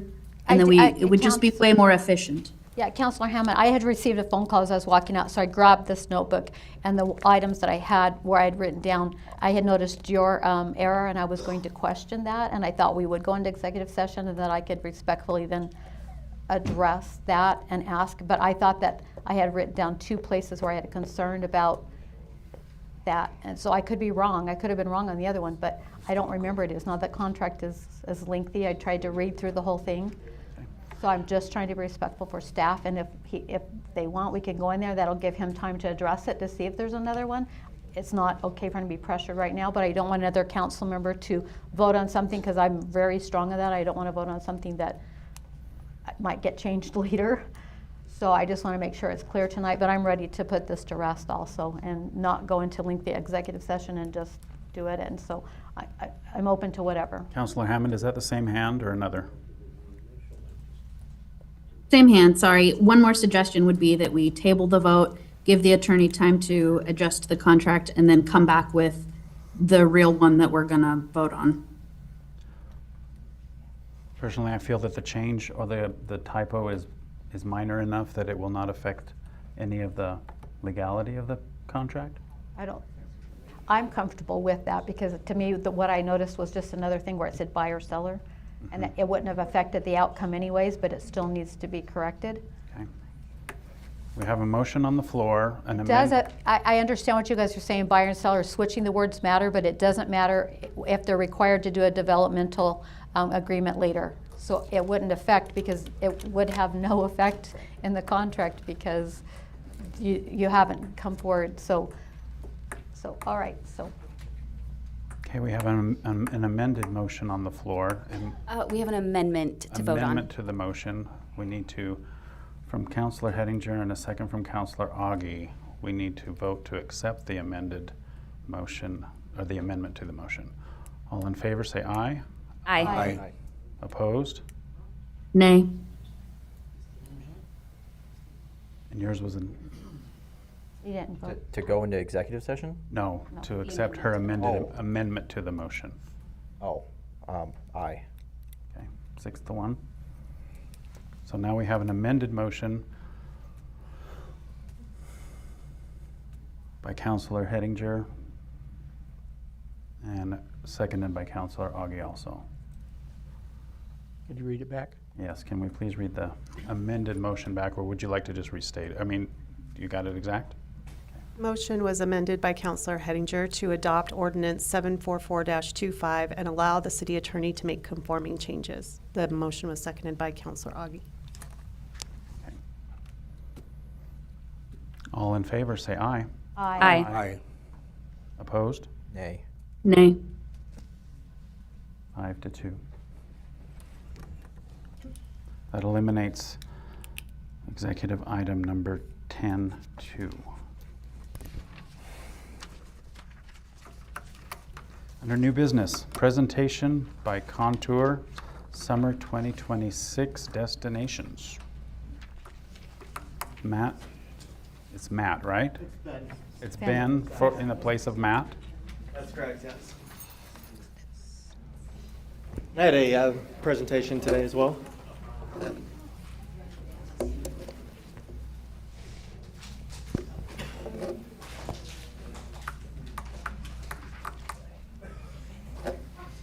Excellent. City Council, thank you very much for the opportunity to be here. A different topic for me today, here representing Contour Airlines. I'm the president of the company. First and foremost, thank you so much for the council and for the residents here for allowing us time on the agenda today.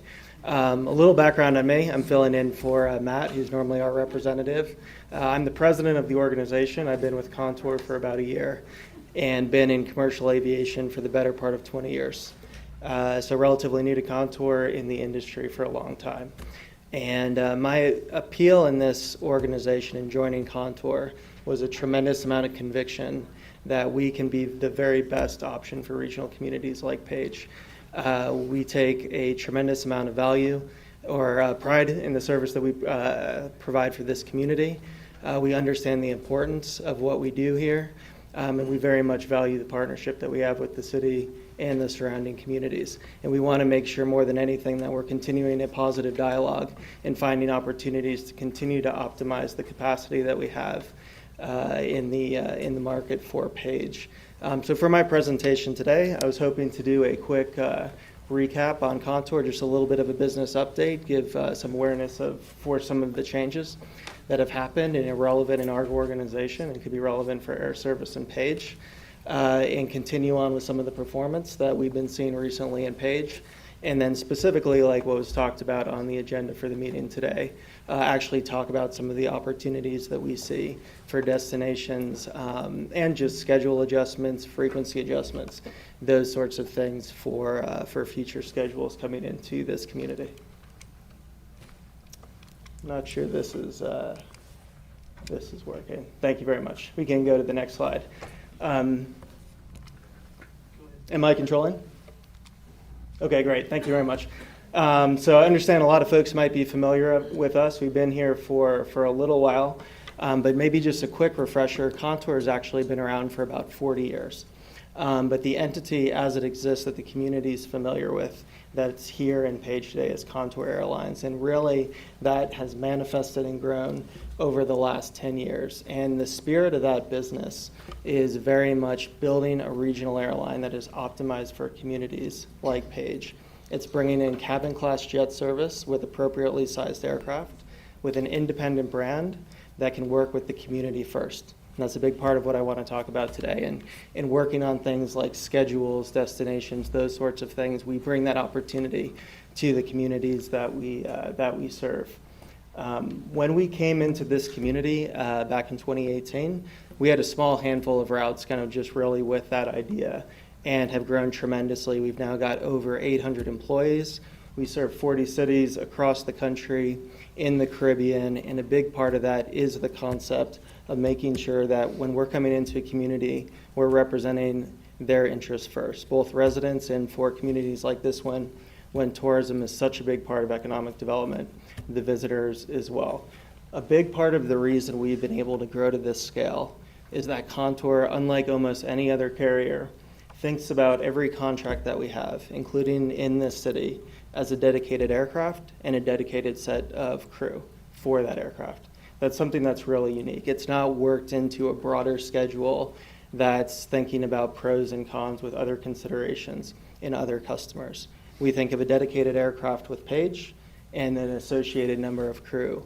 And that allows us the flexibility to find the right destinations, to find the right frequency, whether that be by time of year, by day of week. And that's really the dialogue that we want to make sure we've got going with the community going forward. A fairly recent development for us is the expansion of our partnership portfolio. So the majority of our capacity for a long time has gone into Phoenix, and our relevant partnership and longest partner has been American Airlines. That's a wonderful partner. They support us a lot in our service into Page.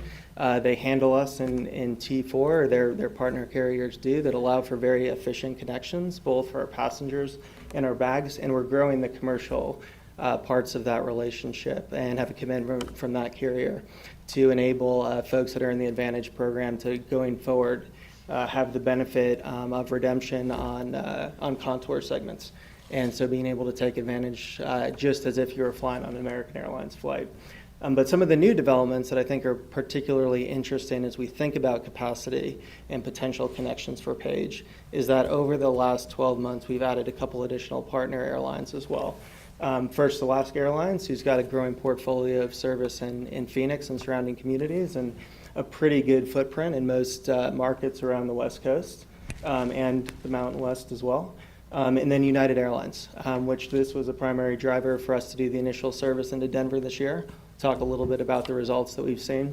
But what's important to understand about these partnerships is that Contour, distinctly from other carriers, has these collectively on all of our flights. So it's not that we have separate agreements with United and with American. Anyone getting on any single Contour flight can have the benefit of connecting to any one of these airlines, of pricing an itinerary, connecting to those carriers, to have the benefit of the connecting experience behind security, to have the bags connecting onto your final destination. And the result of that for the consumer is being able to produce the very best fare, the very best schedule, based on the collection of what's being able to be offered in the industry as a whole. Specifically on Page, a big thing for us is making sure that we're delivering a high level of operational integrity. It's a big part of everything that we do. If we don't have reliable service and we're not getting people where they need to be on time, nothing else matters. That's a big thing that we as a leadership group in our organization always think about first. It's the number one KPI indicator that anyone at Contour can tell you about is what our on-time performance is, what our completion factor is. And we're not always perfect. No airline is. It's not always easy. Regional aviation is very difficult. Going into regional communities can be very challenging. But I'm extremely proud of the product that our team has put forward in Page. And when we look at against our peer set, we're able to deliver a more reliable service into this community. So just to highlight some of kind of the relevant comparisons, the Department of Transportation measures an on-time flight of arriving within 15 minutes of scheduled arrival time. Right now, for flights coming into Page and leaving out of Page, folks are getting to their destination 85% of the time on Contour, on time. Compare that to the industry as a whole. That's not just regional airlines, that's everyone, Delta, American, everybody. That number is more like 77%, a similar number to what's down the road at Flagstaff. And we understand that's not our only competition. We want folks using this community, using the airport here, understanding that it's easier to get to Page than going into a Phoenix, making the drive to Vegas. And we've been able to deliver more reliable service here than what the industry has been able to provide in those much larger markets. And this is something, these are results year to date, and this is something that we want to continue to focus on. We want to continue to get the message out in the community that they understand that they can use the air service that's here, both for residents and visitors alike.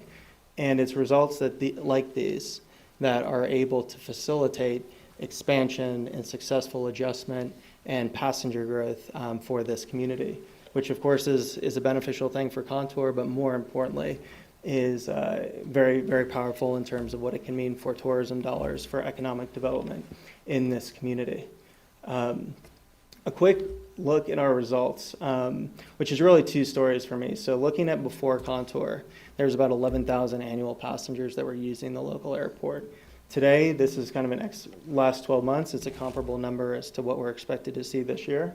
We'll do something like 22,000 passengers for the year. It's close to double what we were, what the previous operators were able to achieve. And we're very proud of this number, but it also has a lot of opportunity. When you look at the aircraft that we operate in this, into this community, and we fly 12 flights per week, and I'll kind of go through that in a little bit more detail. There's close to 40,000 seats in both directions that we're bringing into this community.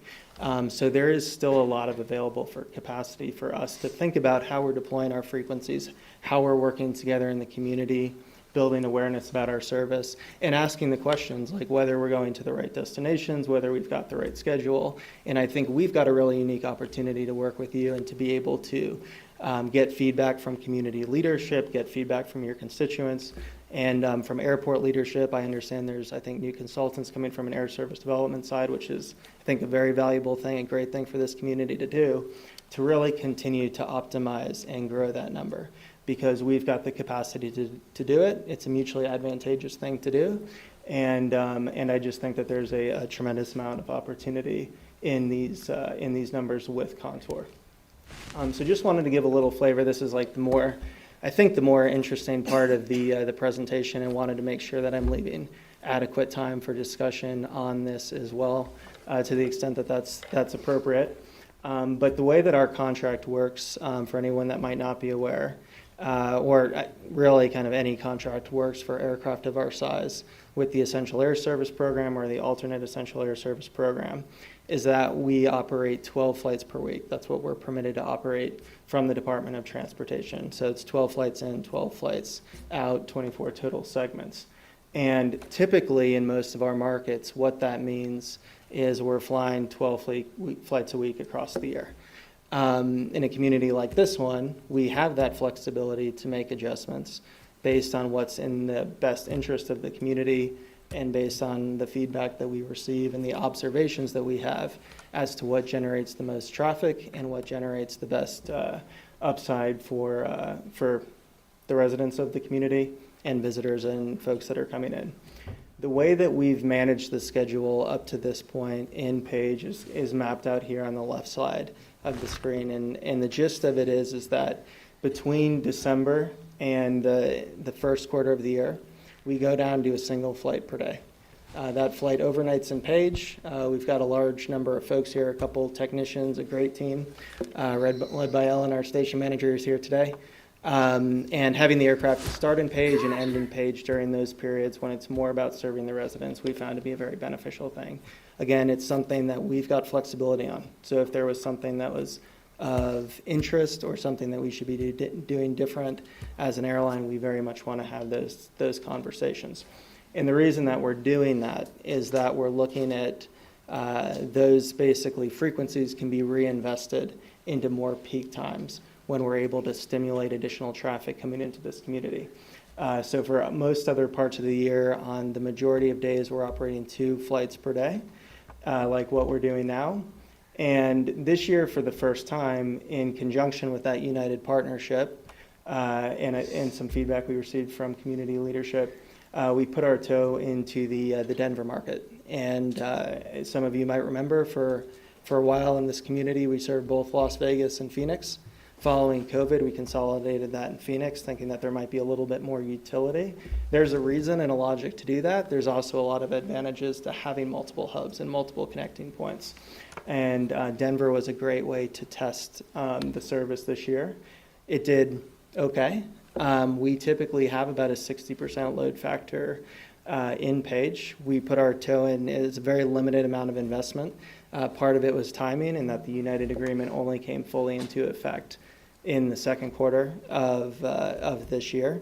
So we flew really from the end of June through like the middle of August, basically like leading up through Labor Day, 2 flights a week into Denver.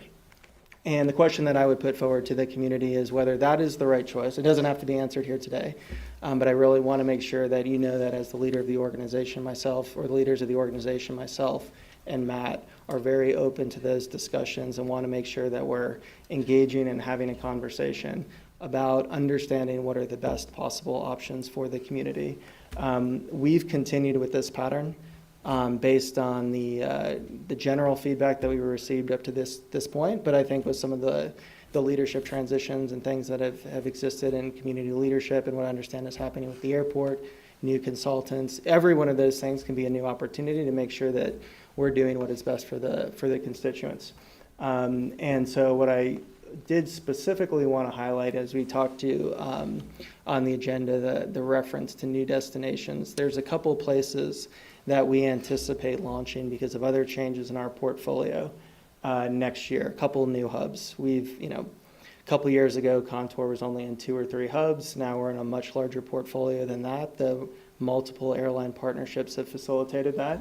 But in the early part of next year, in the first quarter of next year, we're expected to launch service to Las Vegas and Los Angeles. Kind of re-entering Las Vegas, going into LAX for the first time. And both of those are markets that are kind of distinct from Phoenix and Denver in that they're not one carrier-specific hub from a network side. So there's some potential unique utility that I think our service could provide to those places.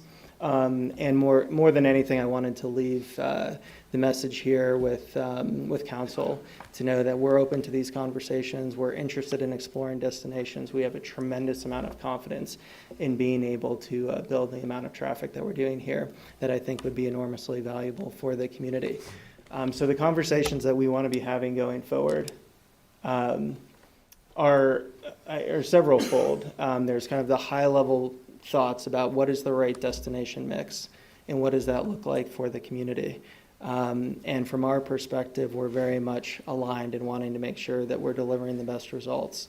And I think Phoenix has provided a tremendous amount of value. It's hard to imagine from our perspective that connection going away. But with 12 flights per week and the ability to flex those over the course of the year, there's opportunities, I think, to really think about what that second hub would be. And the options that feel the most obvious to us are Denver, Las Vegas, or Los Angeles, if that is of interest for the community to go in that direction. And the more specific questions about schedule by time of day, what we're doing by day of week, and by month of the year. Those are all conversations that we want to be having and making sure that we've got complete alignment with this body, with this community going forward. So thank you very much for the time. I really appreciate the allocation on the agenda today. Thank you very much. That's Councilor Roundtree, then Councilor Augie. Thank you so much for your presentation, and I appreciate you guys looking at other spots to fly in and out of, and I know that we have some local groups that definitely are interested in your LA and probably definitely your Los Angeles. But when I spoke with Matt, he had said that he would encourage me as a council member, and he had said that he was surprised that Contour had asked the city to give, in most other places they serve that are small towns, they give a monthly report and at least a quarterly report. You recognize that we have created our new airport board and are hiring an airport director. I would like for us to encourage you to do that and ask if that cannot be a possibility that you would report to our board, whatever the board or the airport director says monthly, and definitely at least quarterly. Yeah, absolutely. By Zoom, and, it wouldn't be, yeah. You wouldn't have to be present, but at least a Zoom report or a written report of how things went that month. Yeah, absolutely. That's I think that's something that we've started, but can make sure that that's something that continues going forward with all the right folks. But the process up to this point has been to provide a detailed day-by-day flight report as to what the scheduled time was, what the actual time was, and the way that we've thought about it is making sure that the airport board, the airport leadership, if appropriate, city council is seeing the detail that Contour management is seeing. But if there's been any kind of gap in that, I'll make sure that that's corrected, and that's part of our process. Yeah, so he had said that it was, but that it had been denied when he'd offered it before, and so I am definitely interested in that. And yeah, I would yeah, assume absolutely. that my council members are, but you can. Yes. Councilor Yes, happy to do Augie? that. Yeah, just a quick question. Maybe I missed it. What did you, on Denver, are you still doing that twice a week? When So did we you haven't start? loaded our summer schedule yet. We have not loaded our summer schedule yet. So the season for Denver kind of ended at the end of August. Oh, okay, so it's just And through that, so the way that we've thought about it before is that Denver's an opportunity to come back. We can come back whenever is appropriate for the community. The baseline plan, if we were to do something similar to what we did last year, is to bring it back kind of for the very peak season, which would probably be like a Memorial Day, Labor Day run or something like that. Yeah, because I know you're doing it there for a few weeks anyhow, or whatever. Yeah, and all that's kind of based on discussion with the community. Councilor Hammond and then Councilor Preller. Thanks for being here and for the interesting presentation. I really find the completion rates and on-time rates interesting. I fly quite a bit for work regularly, and I've had 3 different instances where I had to hop in my car and drive to Flagstaff to catch a flight because Contour's flights was canceled. And then coming back from Phoenix, I had to rent a car to get home. My husband just recently had that experience last weekend trying to get home in time for our son's 8th birthday. And I've got other friends who have had similar experiences. So maybe I'm just bad luck and surrounded by people with bad luck. But honestly, my personal experience makes it hard for me to to swallow, the figures on your slide there. So I'm wondering if you can share with us the studies that that show us where those numbers come from. Yeah, absolutely. And one, thank you for the feedback, and two, apologies on behalf of Contour for you and your family if you've had that experience. We're not perfect, but the numbers that we're sharing are real collectively. And as we go through, what we can do is make sure that that folks are seeing the detail, kind of on a flight-by-flight basis, as to what's occurring. What I can say definitively as a number, this year we've canceled 8 flights since the start of the year in Page. That puts us at like over a 99% completion factor. So it's not, there's 8 people that, or 8 sets of people that did have a bad experience. And there's 15% of our folks that weren't flying on time. And we want to continue to make those numbers better. Every one of those can be a challenging experience for folks that are trying to use Contour. But the numbers that I've got, I think, are real. And when you look at them in aggregate, relative to what is publicly available information, relative to other kind of peer markets, we feel very good about where we're at, and we want to continue to improve. But I think the way that we address the concern in the numbers is making sure that going forward we're providing those detailed reports. Yes, that'd be excellent. And then the other piece of feedback I would provide about that is that because of Contour's size, there's not often somebody at the counter or available on the phone to reschedule when you are one of those people that has a flight dropped. Contour doesn't seem to have the same voucher systems or ways to recoup costs or that sort of thing. So that might be an area to look into improving if you want to see satisfaction with Contour improve in the community. Yes, thank you for that feedback. It's something that we have changed this year, just to kind of speak to a couple of specific details on those issues. And all of these, and this is not to be dismissed, but there's always opportunities for continuous improvement when you're running an airline. But historically in Phoenix, we were relying on contractors to support our handling. In theory, I could tell you as an airline, that's something that is very standard. You should be able to rely on. On top of that, we've built our own layer, though, to make sure that we've got a Contour representative that's associated with any departure. And that's something that's new, and that's something that's changed in Phoenix versus the way that operations were happening previously. And then at the corporate level and at the reservations level, we've got additional staffing on our reservations with our reservations folks. And that has led to much better metrics in that area. And we formed an entirely new department in our organization, which is called CSC. And that is basically a bridge between our customers and between our operation to make sure that anytime there's an irregular operation in IROP, we'd say like a flight that's delayed or a flight that's canceled, we've got a team of folks for the first time this year that are immediately activated. That is something that we didn't have previously. That was an opportunity for us. And when that 15% happens on the delay that has an impact on somebody's ability to travel, or we do take the off cancellation, that we're making that situation as favorable as possible, and we're getting all the information to the customer. That's some of the feedback that I've received previously, and it sounds like it might have been some of your experience, Councilwoman, about the communication. That's been a primary focus for us, and we'll make sure that we're following up on the reporting that reflects this, so we're seeing the data in aggregate, and would just encourage that there's a really good feedback loop with leadership and constituents in the community, because we want to continue to improve and make sure that we're providing a really good service for folks here. Councilor Preller and then Councilor Roundtree. Hi, good evening. Thanks for coming and giving the presentation. I appreciate it. I'll be totally honest, I have, in the time that Contour's been here, never flown with y'all, and that's not on you at all. Most of the traveling I do involves hauling a bicycle to someplace that Contour doesn't fly. Again, not your fault. But for everyone else in the community that does use Contour, I think it's fantastic that we're getting additional connections. I think being able to fly to LAX is fantastic. Vegas too, that shrinks the world for us. That makes it easier to get more people in and out of Page faster. That's good for the people that live here, and that's good for bringing in tourists. It makes it cheaper, more competitive for everyone. That's an all-around win, I think. It's nice if you want to international travel and have to fly out of LAX. You don't have to drive to Phoenix first and whatnot. I'm on board with that. we're in a situation where we can't get Page closer to the rest of the world via freeways, via trains. So the planes will have to do. I'm just fine with that. If you happen to allow checked bikes on a plane, that would be great. There's a lot of baggage capacity, and and you can connect with all of our partners. So you guys don't have a rack like hanging off the back of the plane or anything, so that's not that, but a little good amount of space.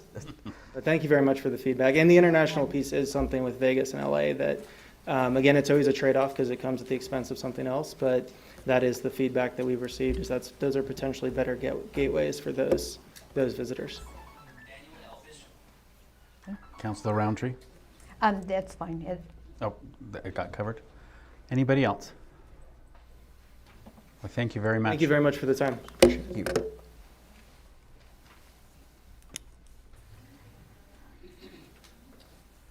Okay, item number 9.1.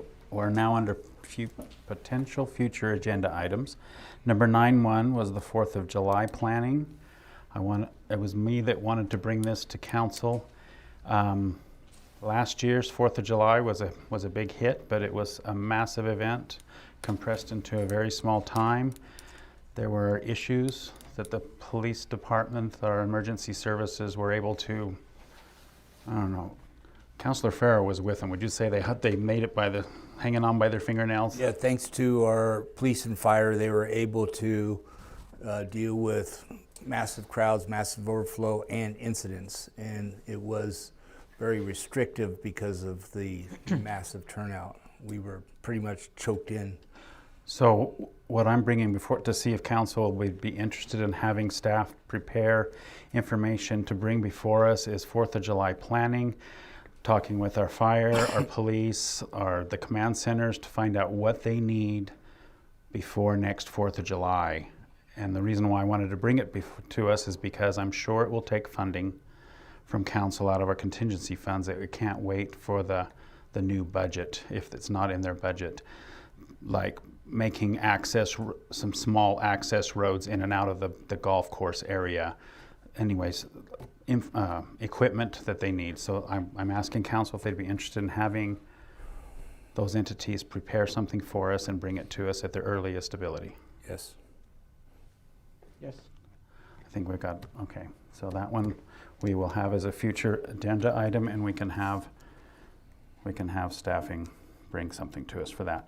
Item number 9.2, implement new property tax to enforce zoning codes. This one was yours, Amanda? Yes? Yes, thank you. So, can you hear me okay? Yes. Okay, great.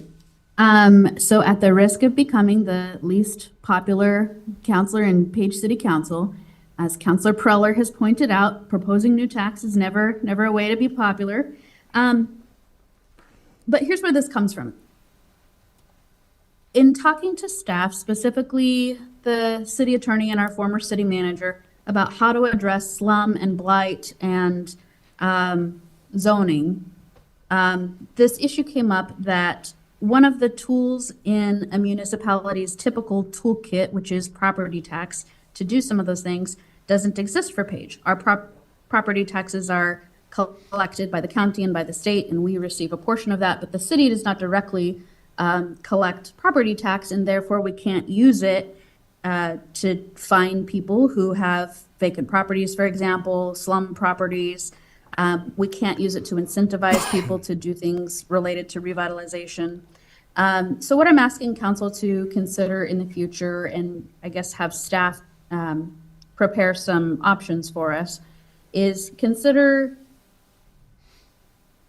implementing a low property tax. Certainly we don't want to place undue burden on our citizens or on local businesses, but just to put that tool in place so that along with the law enforcement provisions that we approved recently to help address code enforcement, that we expand our toolkit to create a nice community. Tom, did you have a question? Because it's not really a discussion item. I'm totally happy with having and intelligent research, nuanced discussion about this at a future agenda item. I just want to point out a couple of things. One, there's a dichotomy where it's not really good optics, where we're talking about potentially bringing in a data center and having Scrooge McDuck piles of money lying around, and then also in that same agenda saying, hey, let's implement a new tax. We kind of got to figure out the narrative. Do we have money or do we not? I think if we're gonna go down this route of code enforcement, from here on out, we certainly need to fund that and allocate funds for that. I don't know if a tax is necessarily the way to do it. I don't have any ideas off the top of my head on how to do that. I'll try to do some research between now and then, but I think it's certainly worth discussing in the future. No interest. Okay, personally, I'm not feeling an interest in having this brought before us at this time. Councillor Hammond. Councillor Hettinger. I was reading Councillor Hammond. You're good, Mayor. Councillor Hammond, I was wondering if you would be open.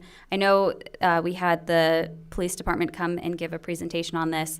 I'm wondering if you would be open to adjusting, and if this isn't allowed, Mayor, just cut me off, but adjusting this future agenda item for an update on how enforcement of zoning codes that we talked about last time is going, and having a discussion as the council of how we feel about that, but maybe not specifically saying we're doing a new property tax at this time.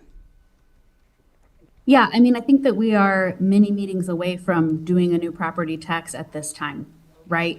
The discussion would be, at what level do we implement it at this point? Do we immediately implement incentives and penalties to help properties get in line with with the strategic vision that we're trying to go to Page? So, there's so much nuance. I'm really disappointed that our vice mayor and our mayor want to shut down the conversation without even having it. Well, this is non-discussion item. This is supposed to be, we're supposed to be just saying, is this something we want for a future agenda item at this time? Yes, no. Right, and so you're saying you don't want to have the discussion at a future time? Not this topic, no. My comment is that we aren't going to be meeting in December and during Thanksgiving, and we don't have time to put this on the agenda in the next little while, and I think this is something that should be addressed with the new city manager we're hiring.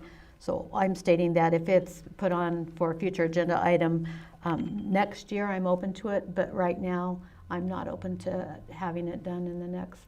And I'm not liking citizens brought to my attention that we've put some future agenda items, approved them, and they've never come back to the board. And I feel like this will be another item that we'll approve and will get lost out there. And so I would like to ask that we start making direction that when these do get approved, that they're given a date and time at the meeting, or that we put a little board up there so we remember which ones they are, so that the future agenda items then are never brought back. So I'm a little confused. I'm supportive of the way we're doing this, because you knew that I had concerns and I didn't like it, and I'm trying to be very supportive of it, but I'm suggesting that we start keeping records of them, and that it's not the time right now. So I'm open to it in the future, but what we have between now and before we take a recess for the holidays, I don't see any time for it. So that's my comments. And to be honest, Councilor Roundtree, I agree. I think the new year with the new city manager is an appropriate time to have this conversation. The reason I wanted to have it sooner rather than later was I was hoping that if we were going to sell 500 acres, we could start generating some revenue from that property tax. But that ship apparently has sailed. okay, so did you have a comment, or are you just? I just want to say I don't have a warm and fuzzy for this at this time. At this time? Okay, I guess I'll just ask for those who are wanting for this at this time. Okay. What do you mean at this time? That we want to approve to have the discussion down the road? Like, I'm not saying next meeting or anything. We can bring this back as a future agenda item request, but we'll have to bring that back a little later. The council is not. Councilor Hettinger? Yeah, I don't want to talk about a property tax. So I'm saying no to talking about a property tax if we want to have a future agenda item about zoning codes, open to that. I feel the same way. I want a presentation to address it before I start saying property tax. So I want it in the future. I'm interested in the topic, but not at this time. And when it comes back, I'd rather for it to be a presentation and information that we get more information on, because I'm a little confused. Okay. I thought that we have just hired a new code enforcement person. I don't see that we didn't have the money and that we couldn't fund it. So I don't see why we need property taxes, but I am open. Okay, so it appears that that one will be on hold for now. Okay, item 9.3, pursuing purchase of approximately 800 acres adjacent to Ferry, Swale Road. I'm interested in this, but I also wonder. I can tell you some history on that square mile that is across the way. It touches, it's a square mile. It touches the old dump road. It's surrounded by area that the city has annexed for what's it called, for the power area, power service area, territory, power yes. service territory. And it was brought to the attention of staff that, hey, this might be something worth looking into. And so they just started trying to find out what entities to contact, what would be needed to even open a dialogue to see with the state trust land. And they have started that, and they will bring to us, I can tell you already, they will bring to us as soon as they have any information on whether this is even a viable option for us to pursue. Did I say that correctly? Yes. Yes. Okay. So, Councilor Hammond, did that answer your question on this item? I wouldn't say that it answered a question. I don't know that I had a question. Oh, okay. Again, I wanted to try and move this quicker rather than later so that we could find an appropriate place for a data center. I was told by staff that this was sort of slowed down when it was making forward progress. One thing I can tell you is that an application has been filed to open is it the portal, or anyways, whatever, anyways, to open connection with the state land person.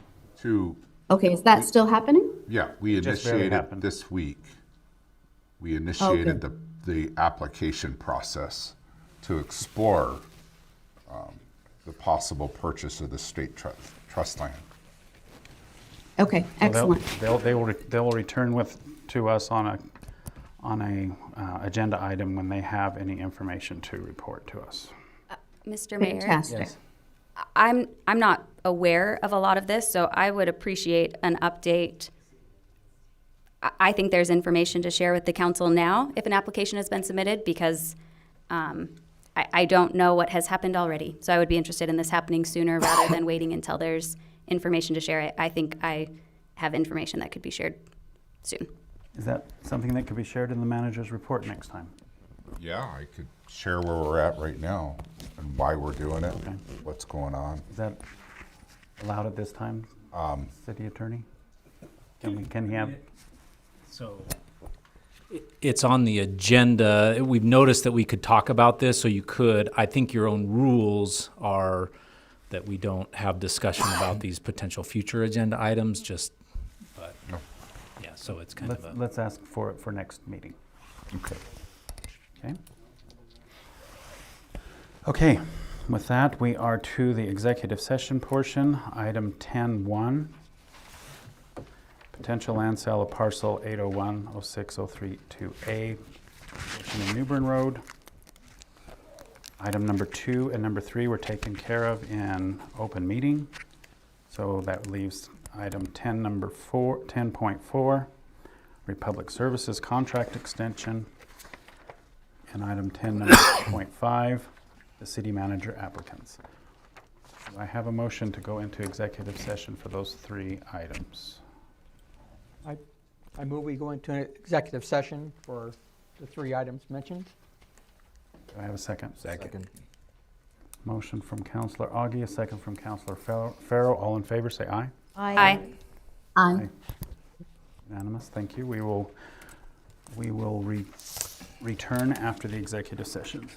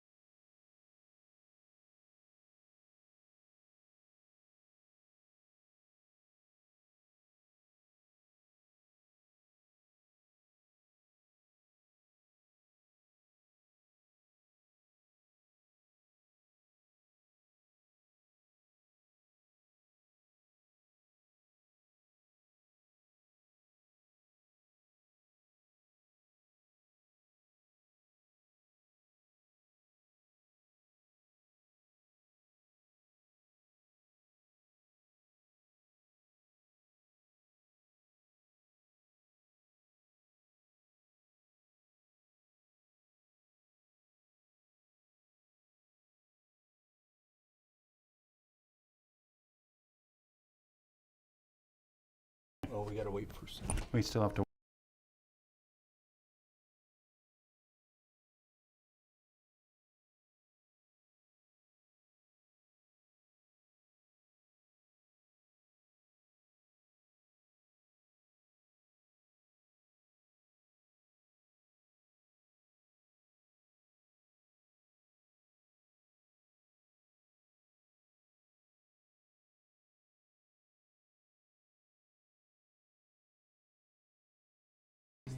Okay. I will reopen the regular meeting after our executive sessions. The time is 9:41. Item number 10.1, potential land sale, parcel 801-06032A. Do I have?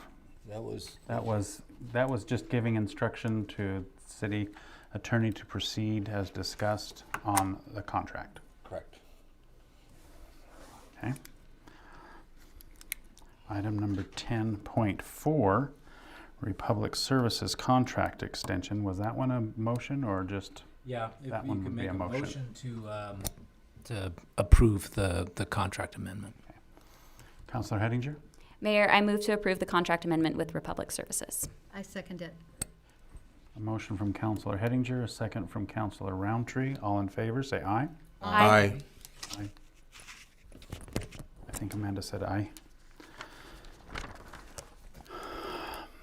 Yes, sorry, I'm slow on the button. Oh, okay, there's her aye. Item number 10.5, city manager applicants. Councilor Hettinger. Mr. Mayor, I move to authorize the mayor to proceed as discussed in executive session. Second. Motion from Councilor Hettinger, second from Councilor Preller. All in favor, say aye. Aye. Aye. Passed unanimously. Okay. Thank you. I will do that. With that, I will adjourn the regular meeting. The time is 9:42. Our next regular meeting, Wednesday, November 12th at 5:30.